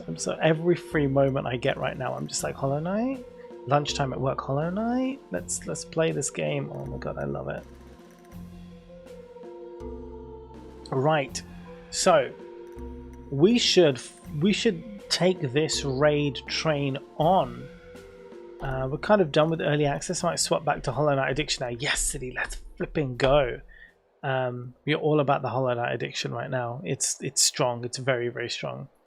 Happy you could catch the last few minutes. I'm happy you could be here as well, man. It's really good to see you again.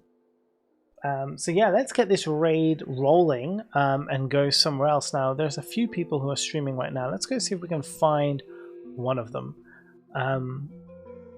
and see what's what. The question is... Oh, no. No, we'll go to Min. We're going to go see Min. Min is one of my really, really good friends who has been streaming for a couple of years now. She's a YouTube partner. She's a big cozy gamer. Right now she's playing Hello Kitty Island Adventure, which I want for Minimo, actually. So if you're in for the cozy vibes, she's the one to go to. She's extremely cozy. She's obsessed with pink strawberry cows. She's a good egg. So we're going to go over here. If you want the raid message, I think it's there. And if you're a sub, then you can get the sub raid message, which I believe is over there. So yeah, stick around. Come see Min, see how she's doing. For those of you on YouTube, obviously we cannot, I cannot take you across, but this is her channel. She is Min's Meadow. She is Min's Meadow here. She's Min's Meadow on YouTube. So if you're looking for someone to go and watch, even on YouTube, she's there. So you can go check her out. For the rest of you guys, we will be here on Sunday playing D&D. I believe most of the party are going to be there. We're a CG short and a case of short, but I think other than that, we're all going to be around. So we continue with Dungeon of the Mad Mage on Sunday, this same stream time. So UK time, 8 PM, we'll be playing D&D. I will be pulling the strings of my minions and see how they fare in the dungeon. I don't think there's anything else. Everybody have a absolutely wonderful rest of your day, and I will catch you all in a couple of days or in the Discord. Feel free to join in and hang out with us. All right. Bye, everybody.